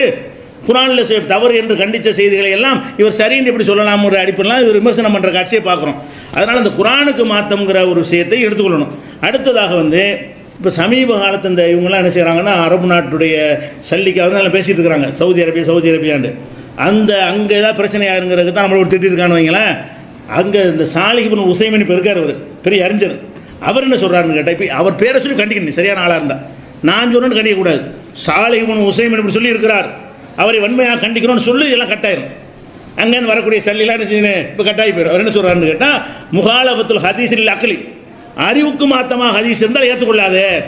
யார் சொல்கிறா, இப்போ இந்த சலபு இமாம உஸ்தாதா அங்கே இருந்து கொண்டிருக்கிறார் சாலிஹ் இப்னு உஸைமின், அவர் சொல்கிறார். அது எப்படின்னு கேட்டால், முரண்பட்ட இரண்டை சேர்க்குற மாதிரி, ஒரு செஞ்சார்கள் செய்யலை அப்படி வந்தால் ஹதீஸில் வந்தால் நீ ஏற்றுக்கிறாத. முரண்பட்ட இரண்டு என்ன செய்ய முடியாது, நடந்திருக்க முடியாது, அல்லது நடக்க முடியாத முகால் இருக்கிற சாத்தியமற்ற ஒன்றை ரசூலுல்லாஹ் சொன்னதாக சொன்னால் நீ ஏற்றுக்கிறாத இப்படின்னு சொல்லி முஸ்தலஹுல் ஹதீஸுங்கிற நூலில் இவருடைய அந்த சாலிஹ் இப்னு உஸைமின் சொன்னதை எடுத்து காட்டுறாங்க. அப்போ நம்ம என்ன கேட்குறோம்னு கேட்டால், அவங்கெல்லாம் சும்மா இருக்கிறாங்க, என்ன அவங்களெல்லாம் சொல்லி எதுக்க முடியாது, இப்னு கைம் விட்டுறாங்க, ஷாஃபிமா விட்டுறாங்க. இந்த ஹதீஸு கொள்கை தான் உனக்கு காரணமாக இருந்தால் கொள்கை சொன்ன அத்தனை பேரும் எதிர்க்கணுமா இல்லையா? இந்த குர்ஆனுக்கு மாற்றமாக இருந்து ஹதீஸ் ஏற்றுக்கொள்ளக்கூடாதுங்கிறது அதான் உனக்கு பிரச்சனையா, நாங்கள் பிரச்சனையா? உனக்கு தௌஹீத் ஜமாத் பிரச்சனையா, கொள்கை பிரச்சனையா? கொள்கை தான் பிரச்சனை என்றால் இந்த கொள்கை யாரெல்லாம் சொன்னாலும் அவ்வளோ லிஸ்ட்டை போடு. இவ்வளவு பேரும் வழிகேடர்கள், அதில் எங்களை சேர்த்து விடு. என்ன செஞ்சேன்னு இப்னு கையிமு, ஷாஃபி, ஹனபி இமாமு, சாலிபுன் உசைமினு, இவ்வளோ அறிஞர் வழிகேடர்கள், அதோடு சேர்ந்து தௌஹீத் ஜமாத்துக்கார வழிகேடன்னு சொல்லி நீ கரெக்டாக இருக்குன்னு அர்த்தம். இந்த விஷயம் சொன்னாலும் இமாம்ங்கிற, மௌலானாங்கிற, அறிஞருங்கிற அப்படி பாராட்டுற, எல்லாத்தையும் தூக்கி அவனை பின்பற்றிக்கிட்டு இருக்க தொழுகை நோன்பு வரைக்கும் அந்த ஷாஃபி ஹனபி ஃபாலோ பண்ணிக்கிட்டு இருக்கிறீங்க, இதே கருத்தை சொல்லியிருக்கிறாங்க. அப்போ நீங்கள் நாங்கள் சொல்லும்போது எதிர்த்தீங்கன்னா உங்களுடைய நோக்கம் என்ன? நாங்களாம் நோக்கம், உன் நோக்கமே தப்பாக இருக்குது, அடிப்படையே தப்பாக இருக்குது. எங்களுக்கு நீ ஃபத்வா கொடுக்காது, கொள்கை கொடு. இந்த கொள்கை சரியாக தவறாங்கிற ஃபத்வா கொடுக்க வேண்டும். இறுதியாக இதில் சில விஷயங்கள்லாம் இருக்குது, இன்ஷா அல்லாஹ் நாளைக்கு நிறைவாக முடியும். சில கேள்விகள் அறிவுபூர்வமாக சில கேள்விகளை